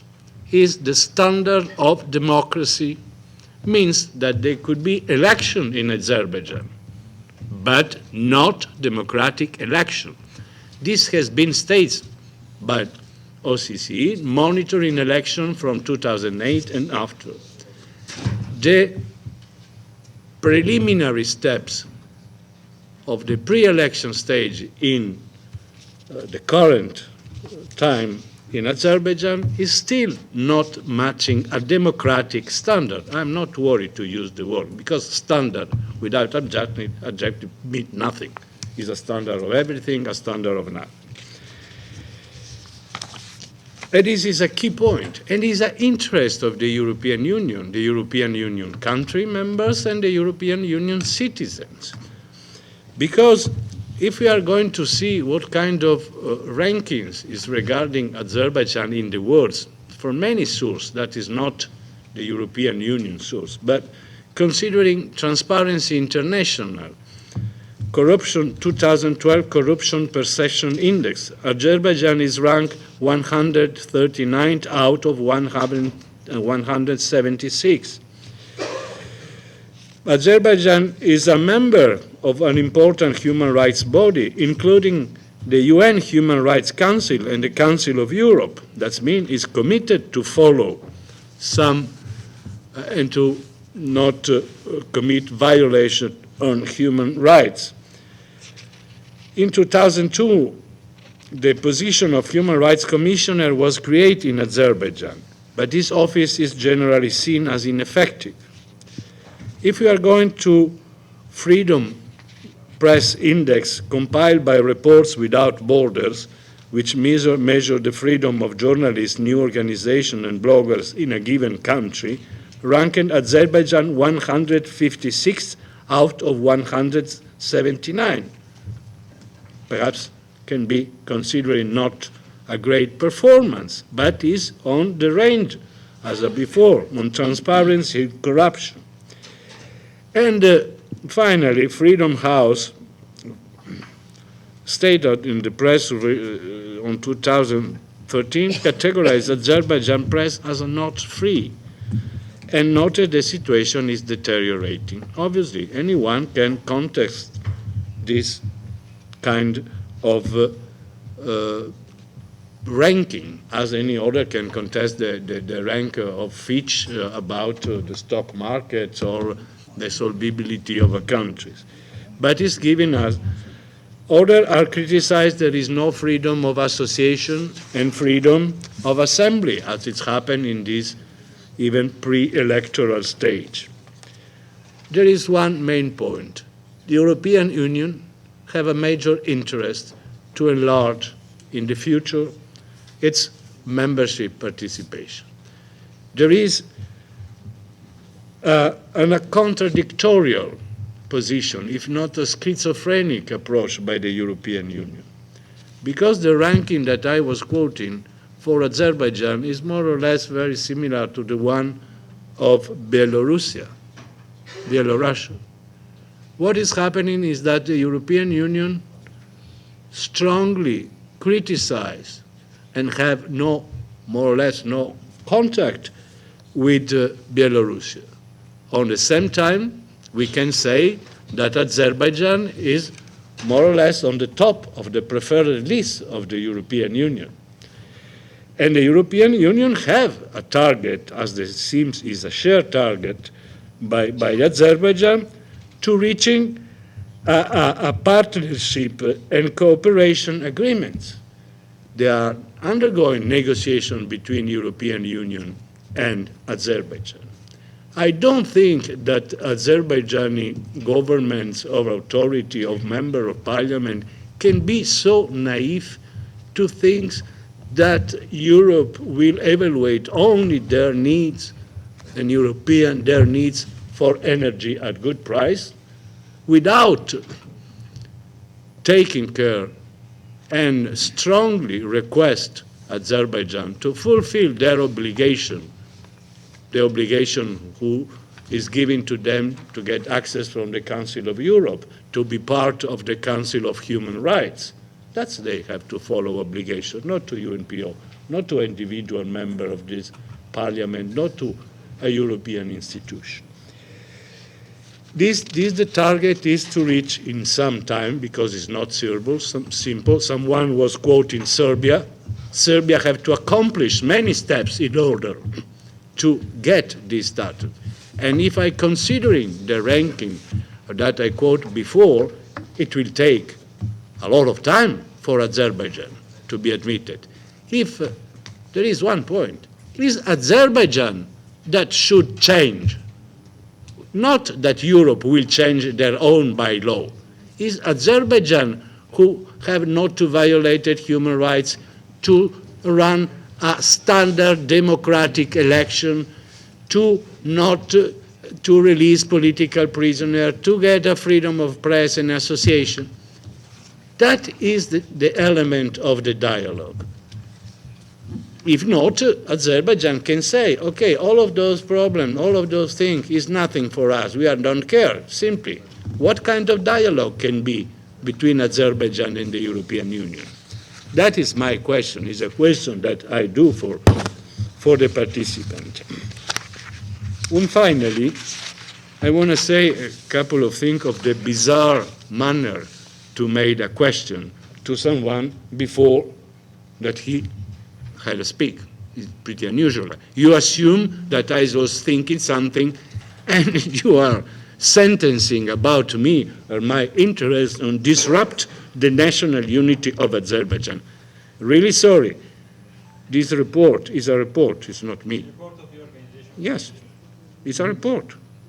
It's in focusing many things in which that Azerbaijan is not fulfilling their obligation that is requested by be part of the Council of Europe. If you know what that means, you will know that this report is quite very soft. It's a report who tend to a dialogue with Azerbaijan. Exactly the opposite of what you start to attribute on my thinking. Now I tell you what I think. The question of protection of minority have nothing to do with separatism. There are many countries in the European Union who will never be able in the past to protect their own minority and the rights of their own minority without using the European Union, because in the national or regional contest it was impossible to improve the situation to protection of minority. The same it will happen with you. In a future you will get access to and participation to the European Union. But please, don't think that going around sentencing the other people of tricking game to attack to Azerbaijan to and so on. This dialogue that we have today, and dialogue means that different positions, different parts are discussing one issue, not to try to prevail to the other one. That was the question that you made. Now I want to finish, because we are going this way really in a tricky way regarding language and semantic form of terrorism. That means you attribute a significance to some word who doesn't have it. You attribute people think or word that they never use. This is a way to not to discuss. This is a way to accusing people and not to try to find a path and a viable solution. Now, I would like to give, and I closing my speech responding. Now we have the first panelist, who is Mr. Azim Mollazadeh, who is a member of parliament from Azerbaijan, president of the Democratic Reforms Party. Thank you very much. First of all, my first impression about the discussions here. It reminds me Soviet period black and white vision, good guys, bad guys, we're fighting with communists, all others are good. And I would like to tell you that it is the 21st century where situation fast is changing. In Azerbaijan, there are dinosaurs from Soviet era. Definitely Soviet type of managers, a lot of them. There are also dinosaurs from opposition, which also fighting with Soviet Union. Despite, sorry. Yeah. Please, could we listen the speaker instead of having another group of debates? No, I know this way to make a lot of mess. But now, if we can not make this kind of mess and let the speaker talk, please. Thank you. Thank you for silence. And in this situation, I would like to tell you that why Azerbaijan decided of Euro-Atlantic integration. Why in Azerbaijan this issue is an issue of consensus among political parties. You were listening Mr. Gambar, who said that his party thinks that priority for him is the Euro-Atlantic integration. Government party telling about that. Majority of Azerbaijani people see its future in Europe.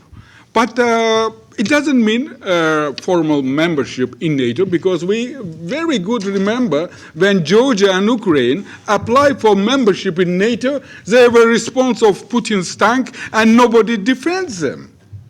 We remember about that NATO was not ready for our membership. We remember very well that when President Yushchenko in Kiev told about the Euro integration and goals of Euro integration, European Union said no chances, nobody is discussing Ukrainian integration to Europe.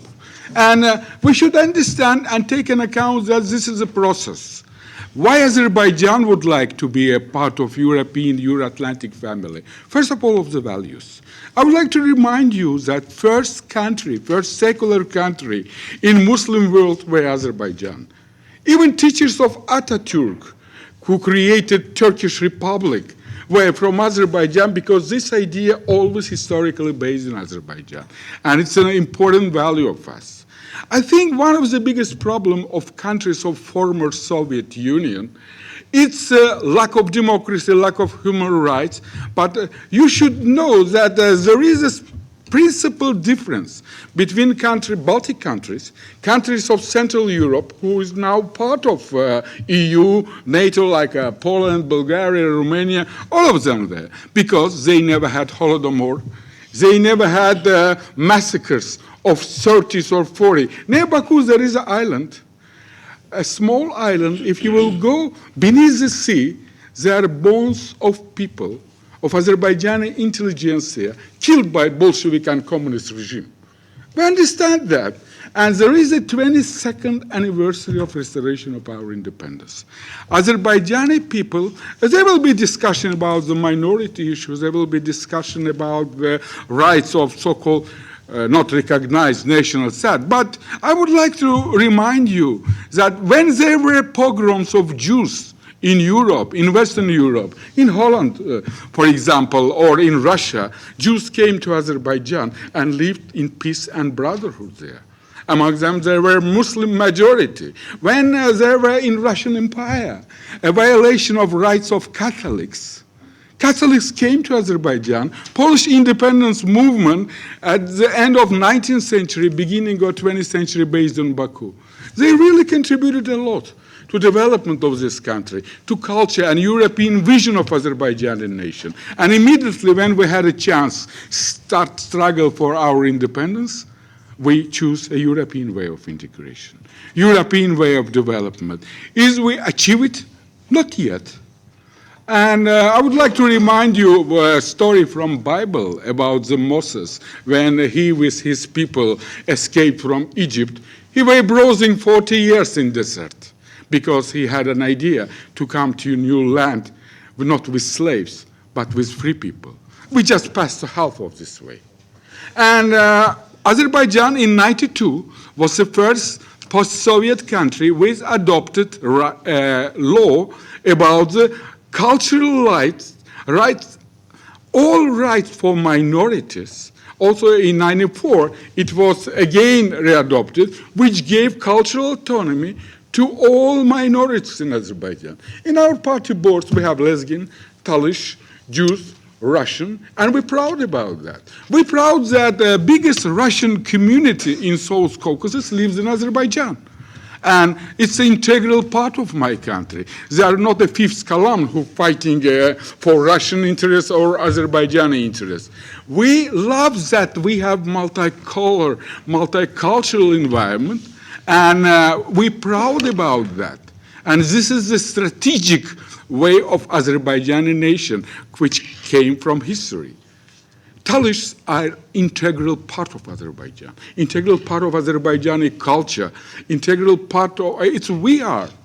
That by telling about the violation of Talish rights or Lezgin rights, it's a serious problem. I would like to touch one important issue.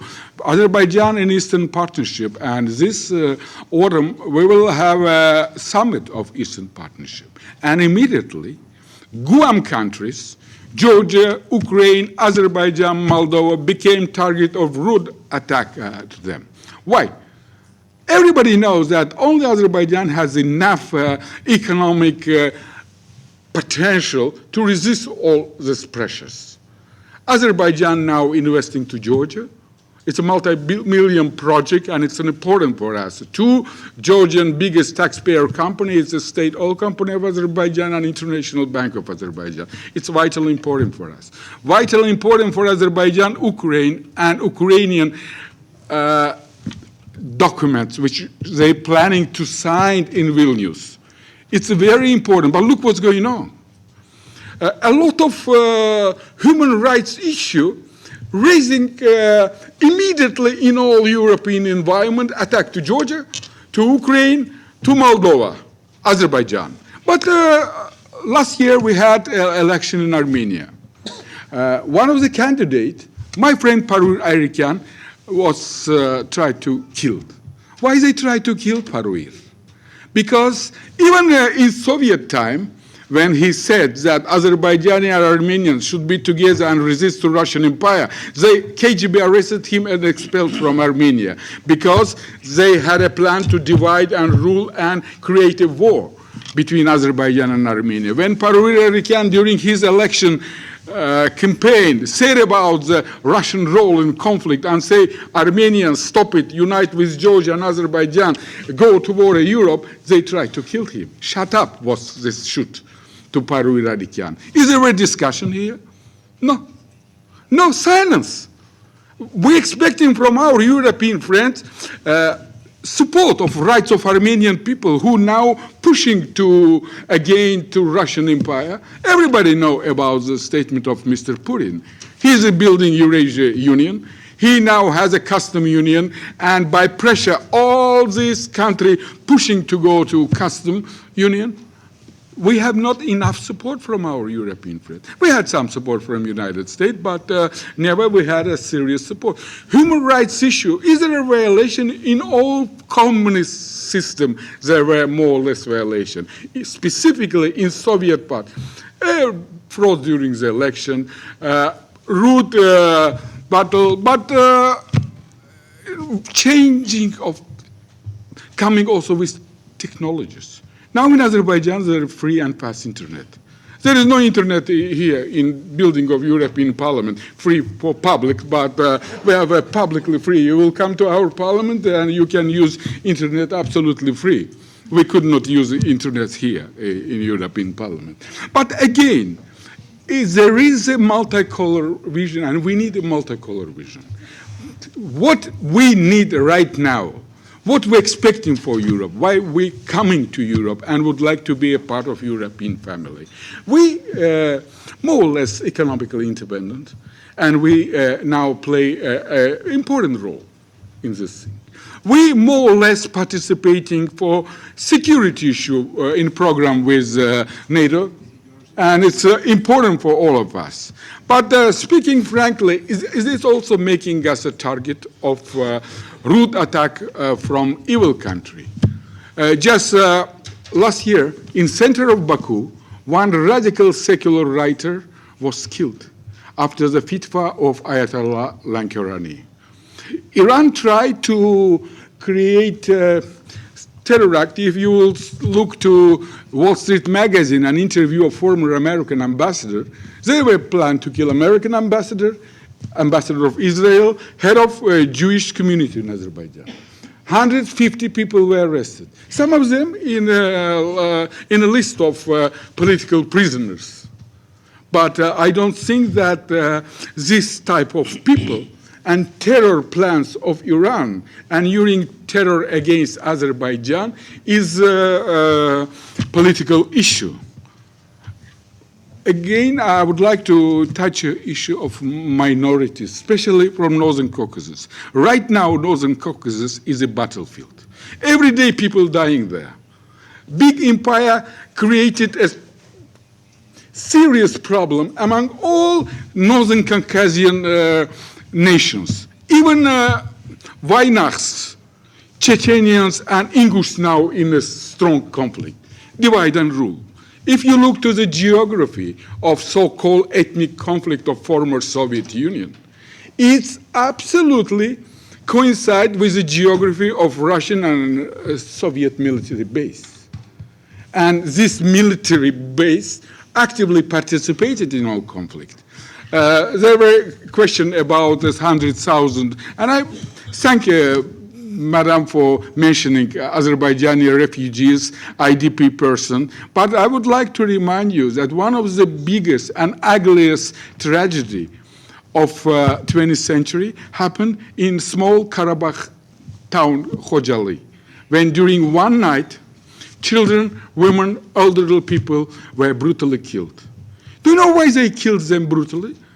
Because they ethnically were different. These kids, 2 or 3 years kids, were burned and killed.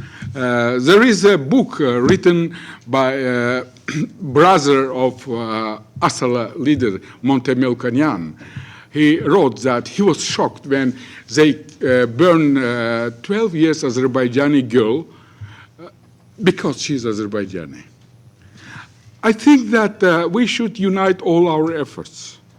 And I think that justice for Khojaly should be important for our European colleagues, as a justice for Rwanda, as a justice for Srebrenica. And it's happened here because we're coming to Europe, to our common family, because we need democracy, human rights, rule of law, but nobody giving it like grant, like present. We understand that we need time, and from our European friends, we need only 2 things: European education, European culture, and please give us a chance to integrate new generation of Azerbaijan to European environment. We need new public managers, political managers, new business managers, ecology, environmental managers, because it's really very important for us. But at the same time, I definitely believe that we don't need revolution. A support for so-called Arabic Spring or something like that show us that there is a serious danger for all of us, for people in Western Europe and for us who live in Southeastern Europe. It's a terror. It's let's say, using religious for political goals. And in our part of the world, this problem is serious. Mr. Gambar said about the Azerbaijani opposition union, and many times I'm raising issue, why Islamic Party and representative of Islamic Party of Azerbaijan together with them. It's creating suspicion. It's creating a situation where they have a publicly lack of support, because we know that Russian, Armenian, and Iranian Union against integration of South Caucasus. Thank you. I'm finishing. No. I'm completing. You told more. We moving toward Europe because we're sharing European values. And it's a consensus in Azerbaijan and decision of majority of Azerbaijani people. Thank you very much.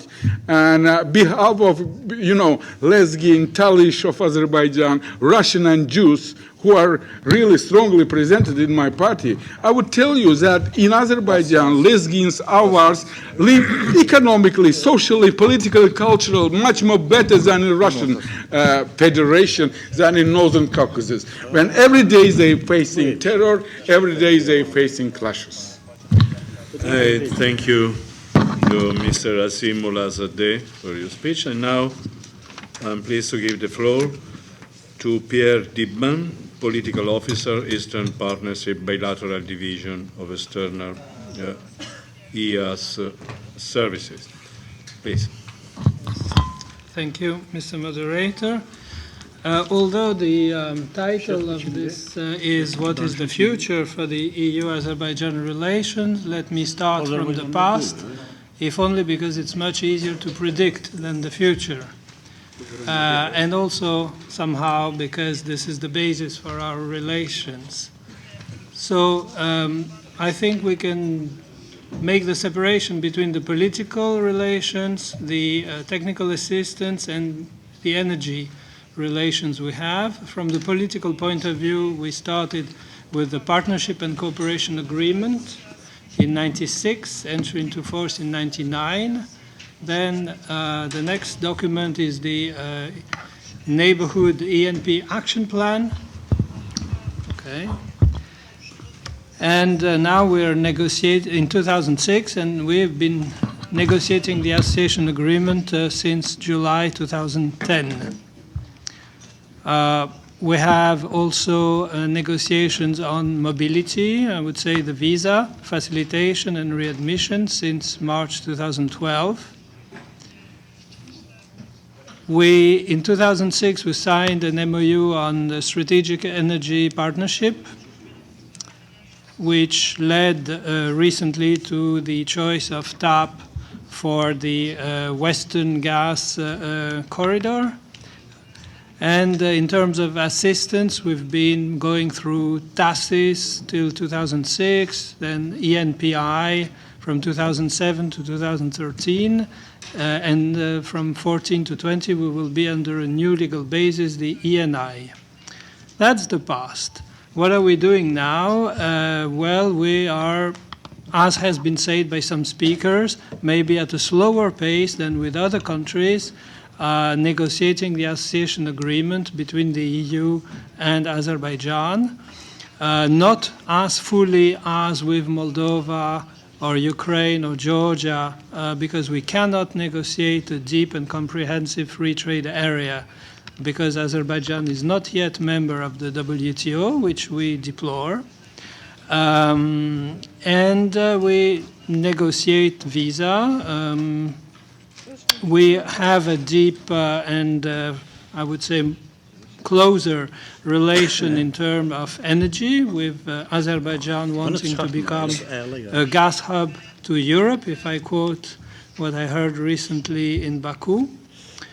And we are trying to engage in the diversification of the economy and the modernization of the country through the new instruments that we are in fact negotiating between Commission, Council and European Parliament, the future ENI, where we will focus on 3 priorities. And I know that one of the priorities that Azerbaijan would like the EU to cooperate on is education, which goes somehow in the sense of what also has been heard, of a request for helping new generations get closer to the EU. And what is the EU about? Well, I also heard it today. It's about common values. It's about going towards deep democracy. It's about deep and comprehensive free trade. It's about a single market. So basically, it's about all the freedoms, freedom of expression, freedom of assembly, freedom of thinking, freedom of movement, freedom of trade. It's also about peace. It's about peaceful settlement of conflicts and avoiding new conflicts also.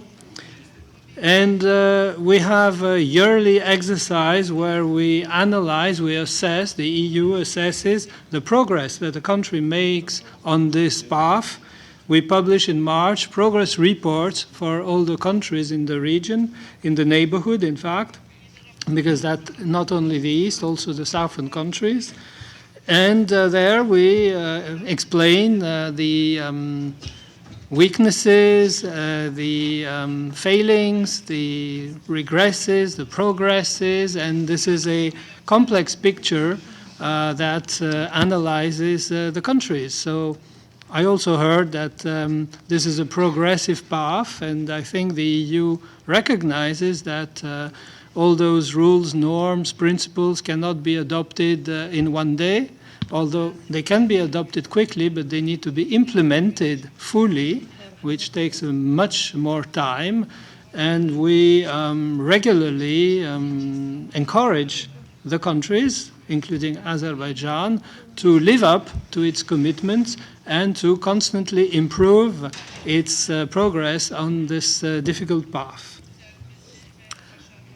The EU, not being a monolithic animal, the EU is something which is complex. We have the European Parliament and people voting one way, the other way. You have Council of Europe, you have the member states, you have the Commission, you have the EEAS, and not everybody has exactly the same opinion or the same objectives in the relation with a given country.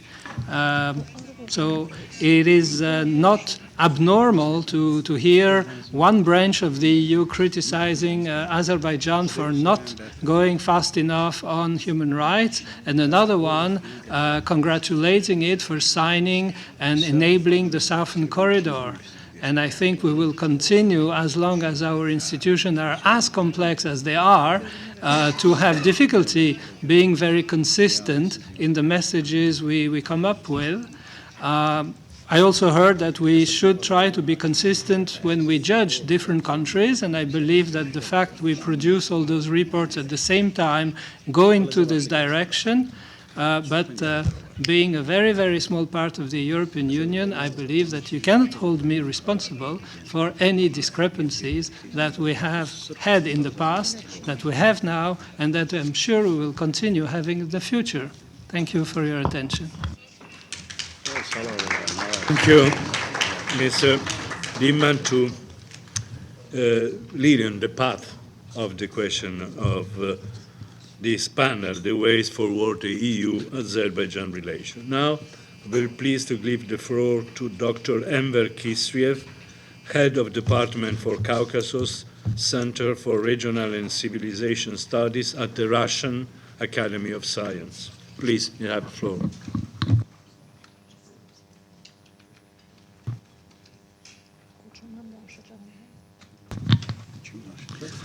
Спасибо, председатель. Thank you very much, Chair. Dear members, my report touches upon the civil society and minorities in Azerbaijan. I'm talking to you because I have a desire to tell you about the problems that lesbians and other minorities are faced with in Azerbaijan Republic. I'm doing that in order to find a solution to this problem. Caucasus, as you know, is a very polyethnic region of the world. Here, a lot of peoples who speak different languages with different religious backgrounds live for a long time. And within the traditional society, those aspects didn't have an importance. Every day, ethnical societies talk to each other, and every Caucasus person could speak more than one language.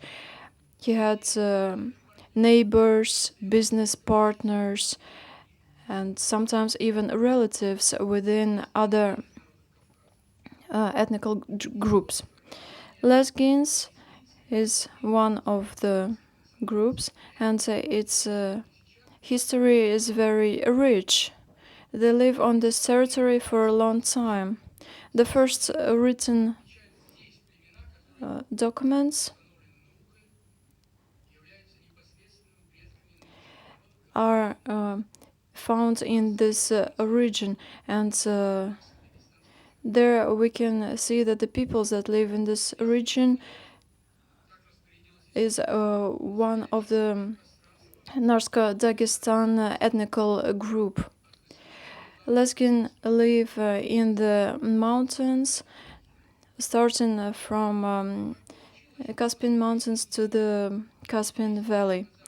200 years ago, after North Caucasus became a part of Russian Federation, through administrative regioning, the river became a border, and it remains a border during a communist regime. So Seymour became a trans-border region because Dagestan and Armenia. But at that time, this river was a theoretical region because we all lived in one country, USSR. But after the collapse of the USSR and Azerbaijan became an independent country, lesbians started to be divided by a political border between two separate countries, Azerbaijan and Dagestan Republic, which is a part of Russian Federation.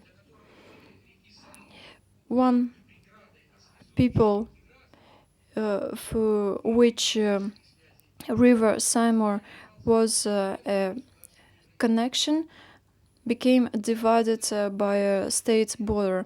The situation is also difficult because Azerbaijan government, pursuing the policy of Azerbaijan development chose the Turks' idea. So Azerbaijan is pursuing the policy of integration of youth through Turks language, which is a state language of Azerbaijan. Of course, there's a desire from the government so that all people think of themselves as of Azerbaijan nationals and forget about their other ethnical background. But Azeri political doctrine doesn't want to suppose that. The ruling elite decided to pursue the ethnocide policy, the nivellation of all the other ethnical groups and their integration into a common nation. I'm talking about ethnocide in order to fully use the meaning of this word. Policy of Azerbaijan is a pure ethnocide. I would like to explain what I mean. Lezgin, Talish, or any other ethnical member is not pursued, is not considered as a person in Azerbaijan, although he is a full citizen in Azerbaijan. He will have absolutely no problems in solving material or other problems, but only if this person doesn't disclose his nationality. I mean, being Lezgin or some other minority.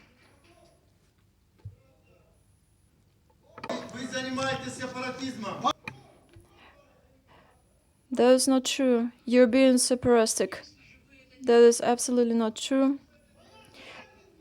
My wife is Lezgin. You shouldn't listen to that. There's no such problems in Azerbaijan. Shame on you. Shame on you. Sorry. We say that we are trying to dialogue and not to... The Russian provocation. That's anyone, there is no provocation at all, not on any part. Simply, there are different opinions. And you should become familiar with different opinions. Anyone have his own opinion and perhaps his own truth. Now, let the speaker finish. Then, there are for now 6 requests. Please. No, you ask. You are the 6th in the order of the people who already request the floor. We hope there will be sufficient time. Without interrupting, you will let the speaker finish, and there will be more chance to you to speak. Thank you. I completely understand your emotional response to the topic of my speech. I totally understand it, because there's nothing more wrong than not to let your own people to use its own language, publish newspapers in its language, have TV programs in minority languages. That is not true. In Azerbaijan, there are newspapers and theaters and others. It's easy to say, but you still need to prove it. I would like to continue.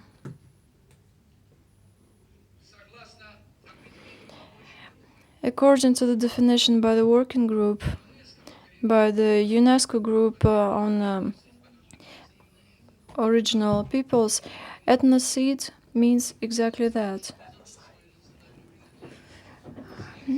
Ethnocide is when people forget its background and totally integrates into the nation.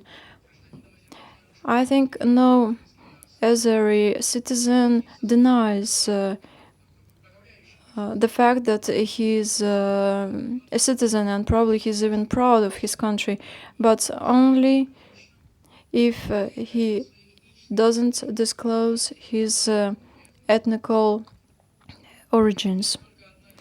In Azerbaijan, there's only one newspaper that comes out which is edited in 3 languages, but it's edited on private terms.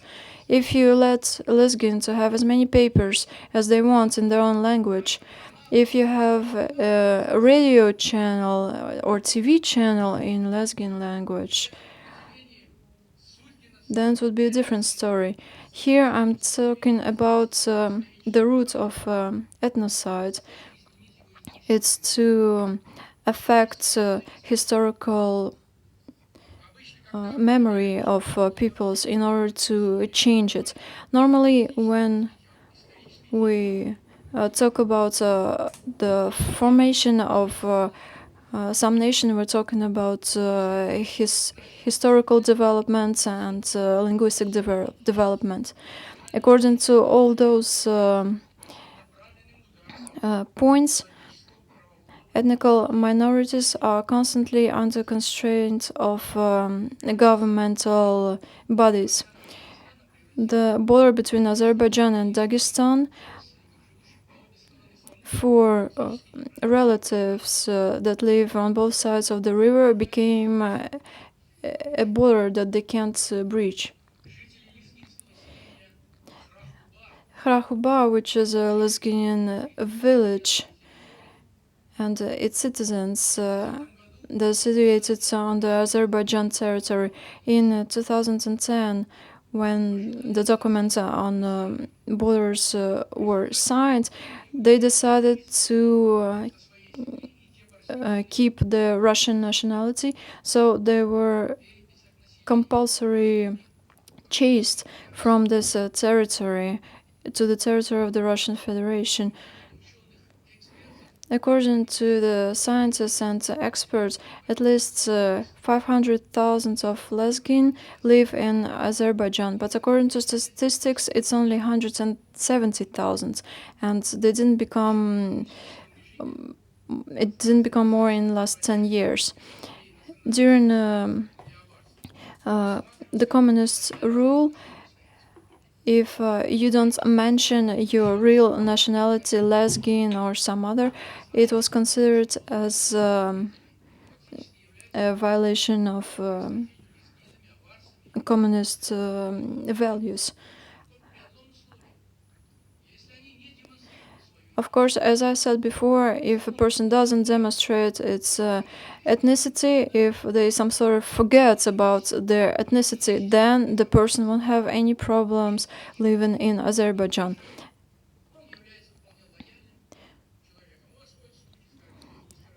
For example, there are rumors that Minister of Defense is a Lesgin. Of course, you say that here, but it would never be officially published. Toward a conclusion for the time reason. I'm sorry. Недавно известный азербайджанский... Recently, a very famous Azeri person, Abbas Abbasov, head of Azerbaijan Cultural Autonomic Body in Moscow, was in Dagestan with a friendly visit dedicated to memorable dates of combating Persian Shah in 1741-1743. It was a very long time ago. Even then, the Azerbaijani newspaper published terrible critics because he came to Dagestan because the Azerbaijani Shah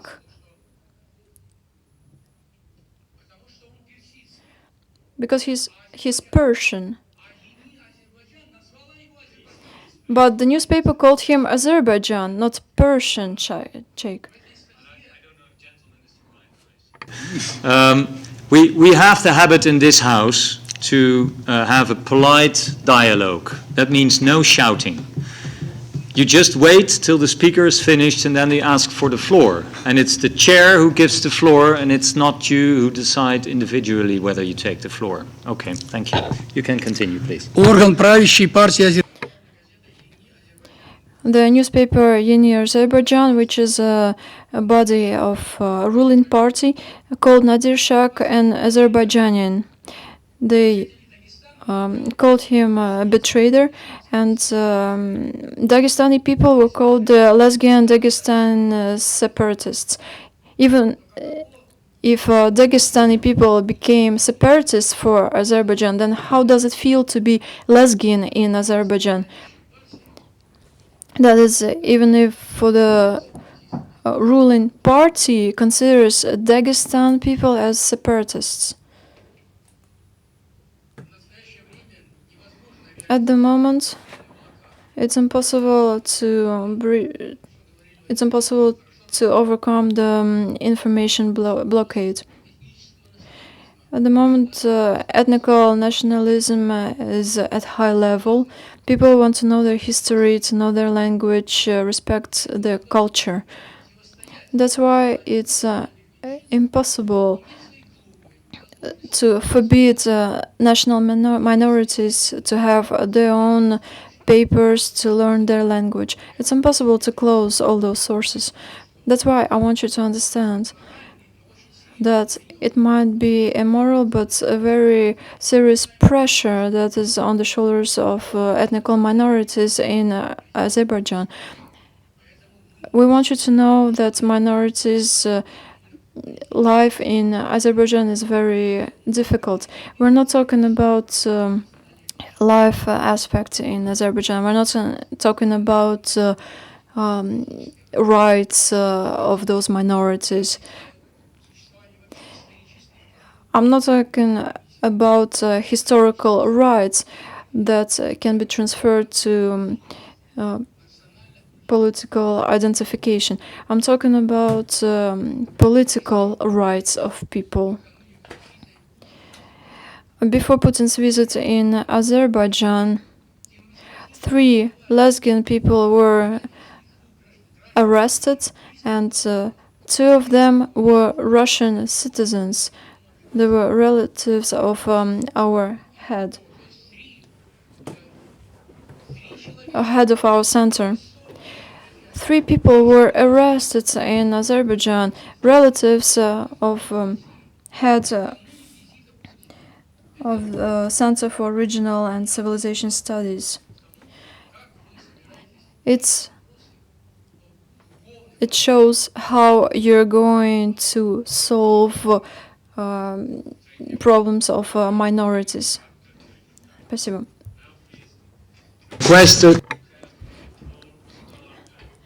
Итак, пожалуйста. I'm sorry, I took the position before. Now, the first request that I received from is just I know some names. The first was Mr. Karimov, the second Mr. Muradov, there, the fourth is the gentleman there, the fifth is there, the sixth is the gentleman who was yelling before, the seventh is the gentleman there, and the young lady there. Now we are 8. We have 13 minutes. Yeah, you are in the list too. I don't remember your position. Now I like to give the floor to Mr. Karimov. Okay, if you like to. Please, if you can. She's not listening. Yes, if you can listen. If you can make your question, tell your name and address to whom is addressed your question, please. Illustration to my speech, Russian attack. Я не иду, я сейчас подойду. У меня хороший воспитание. That's an illustration to my speech. Russian attack.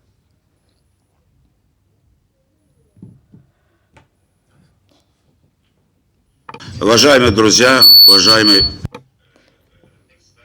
Dear friends, Can you please identify yourself? Because Что они говорят?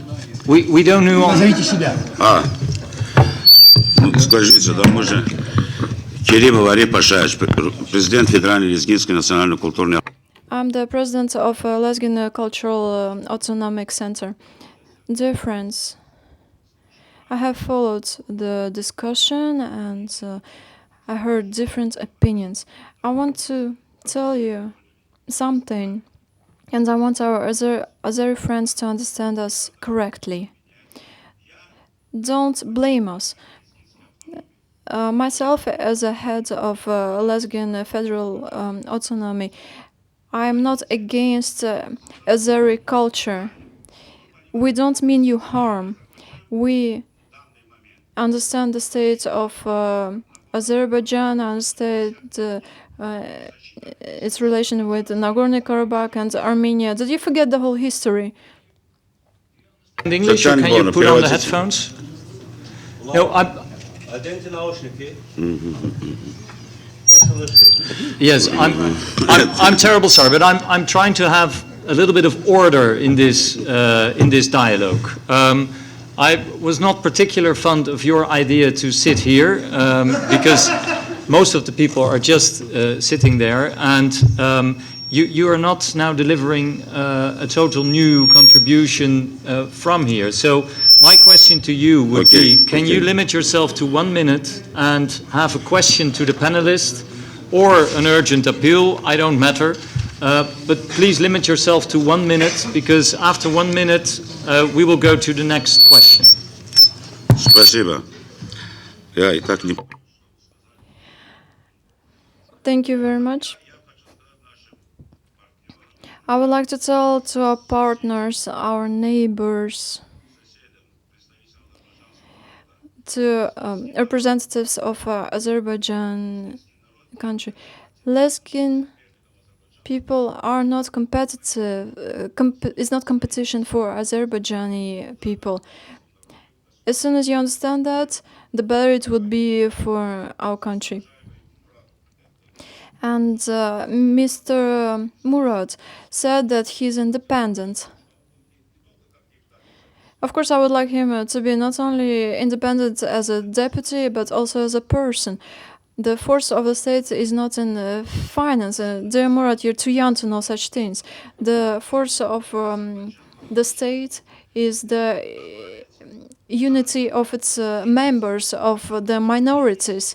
And how this unity is reflected is a different story. When Russia was a huge nuclear power, Russia had missiles and... I limit your speaking time to 1 minute, but that's not the only reason. I don't... No. 1 minute. 1 minute is 1 minute, and I don't like to have a lot of allegations around the table that nobody can control. 30 секунд. So I would like... 30 секунд. No. 30 seconds, please. 30 seconds. And Mr. Bustakin will go to the 30 секунд, прошу слова. 30 секунд. Sorry, you had 4 minutes already. I just want to know 30 seconds, just my last speech. I want to say just one thing. The Dagestan people have a state newspaper, have their own theater. We have our own university. Please show the newspaper. What is that? Where were you raised, mister? Okay, the same rules are for the oral speaker. There is 1 minute. If not, we cannot repeat the same. Mr. Muradov, you have the floor for your question. Well, thank you very much. You saw how this gentleman attacked on me, and it's very intolerant approach. And this is remind me my question to Mr. Buzdashin, that what is the relation of the Azerbaijani president election and national minority invited here, the separatists invited here? This was my question. Coming back to Mr. Gambarov's question to me, when they applaud people here to him, that why he is sitting with separatists, because you are a member of the party who invite these gentleman, and another one who jumped on the tribune from the same party. That was my issue, that if we come here to discuss the president election, we should discuss it, and we're ready for that. But we are not ready sitting in opposite to the separatists and discussing how they divide my country. This was my question, Mr. Gambarov. And my last question to Mr. Pierre Dubman, who leading the process of the association agreement negotiation between EU and Azerbaijan. What do you think about the last development with the Armenia? Do you think it's possible for them after that to be in the same position on the European trade agreement? Thank you very much. Thank you, Mr. Muravo. I'll ask Mr. Diban if he... No, you did yourself. For now you earn your time. Please, Mr. Diban. Thank you. Well, very quickly, it was a big surprise for us when Armenia suddenly in 3 days changed its mind about 3.5 years of negotiations. I think it's been clearly expressed that the association agreement with the trade part is a single document, and that if you don't sign one major part of the document, you cannot sign the rest. So this is extremely clear for us, and of course that's a kind of window of opportunity for other countries in the region to take as much responsibility and to negotiate as quickly as possible to reach other agreements with the European Union. No, that question was not addressed to you, sorry.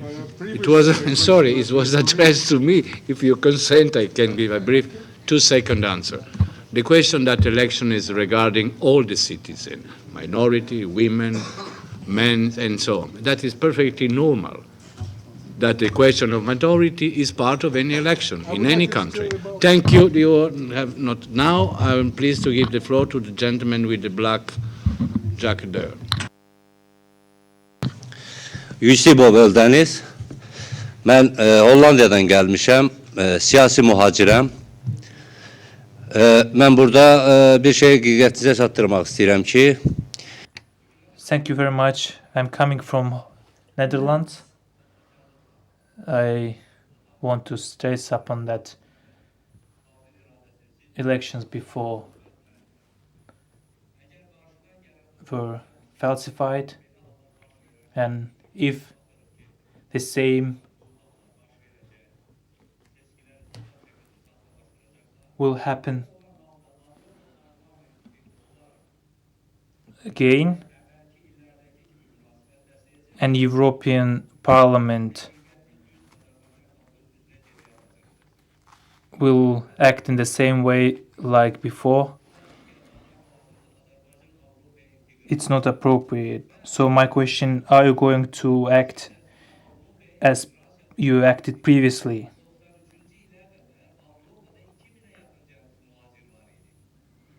You are talking about European integration. But see, before we have 2,000 immigrants in Europe, and now this number has grown so these years.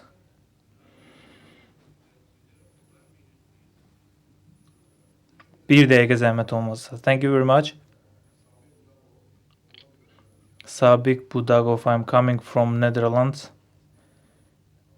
I am representing European Democratic Movement of Azerbaijan.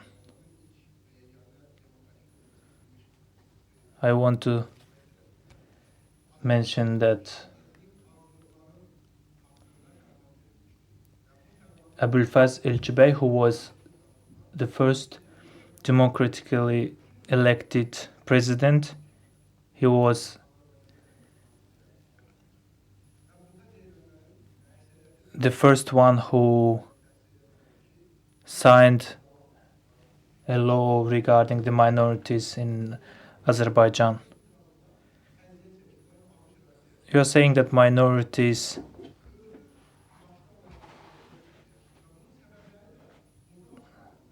have some difficulties in Azerbaijan. That's not true. All people in Azerbaijan have difficulties.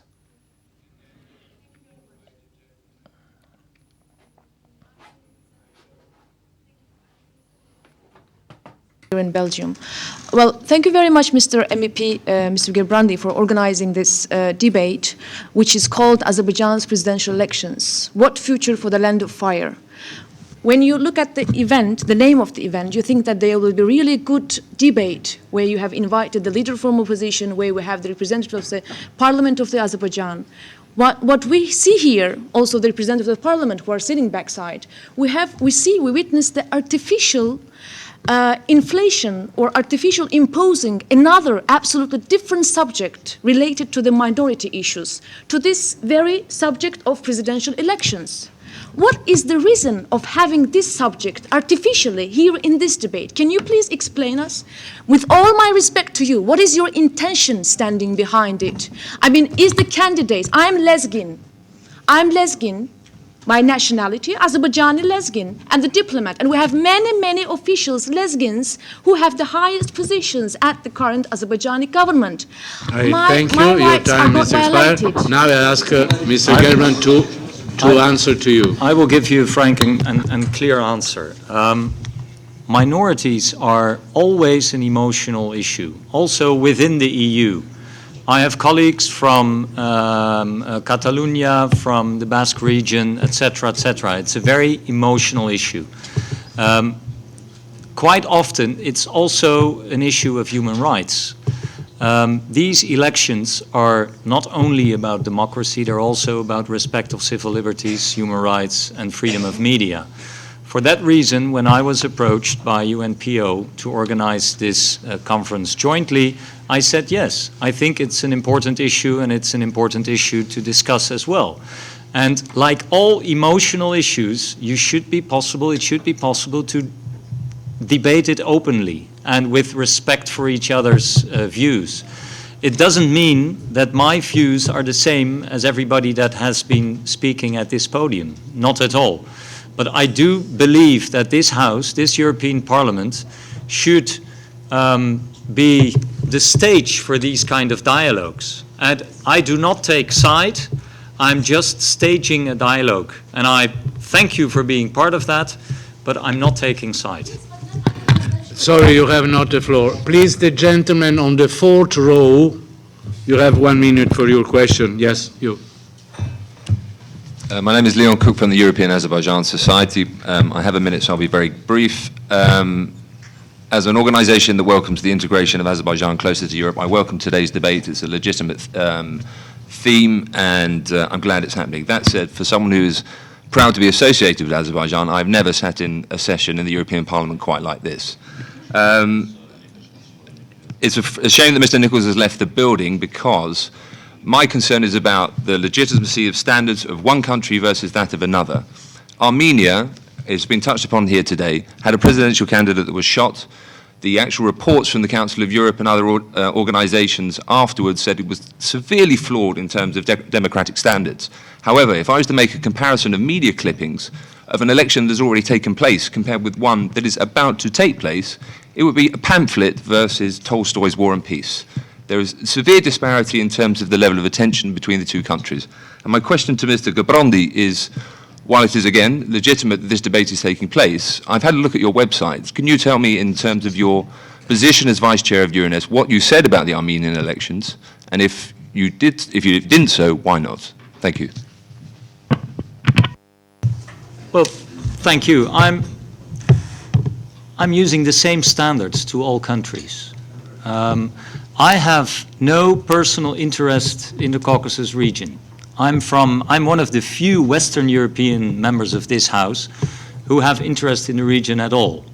I have no personal interest. I have no links to any organizations, besides, of course, my political friends through the Liberal alliance that we're having. But I have no double agenda, and I have no hidden agenda. The reason that I'm organizing this event is very clear. We're having the presidential elections next week. That's very clear. For me, it's very simple. I do not have the time to organize events on all presidential elections in all Caucasus countries. That doesn't mean that the liberal group in this House is not organizing events on almost every important election. I don't know if we organized one on the Armenian presidential election, but I wouldn't be surprised if we did. So there is no bias from my side. I have no particular interest in any particular country. I just wanted to organize this linked to the presidential elections of next week. My final word, and I'm taking the floor now because we have translation till 5 o'clock. I'd love to continue for another half an hour, but we will not have any translation. And considering the people in this room, that would be a huge problem. So I'm afraid that we have to conclude. I thought beforehand that 2.5 hours would be even too much time for this debate. It turns out to be not even sufficient because there are still many hands going up. I heard a lot. I heard a lot of interesting contributions. There were contributions that I found less interesting. Some were more interesting. I very much liked what our colleague here said about black and white. It's not only a matter of black and white.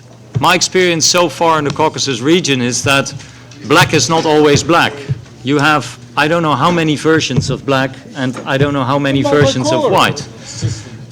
So facts are never facts in this region, and in the political dialogue, nobody expects or accepts the facts of the other side. Nevertheless, I think it was worthwhile having this dialogue, having this debate, having this meeting. I thank all participants, even those who had a hard time refraining from having a less polite contribution. I know it's also part of democracy. I see it in my own country. I see it in my own party as well.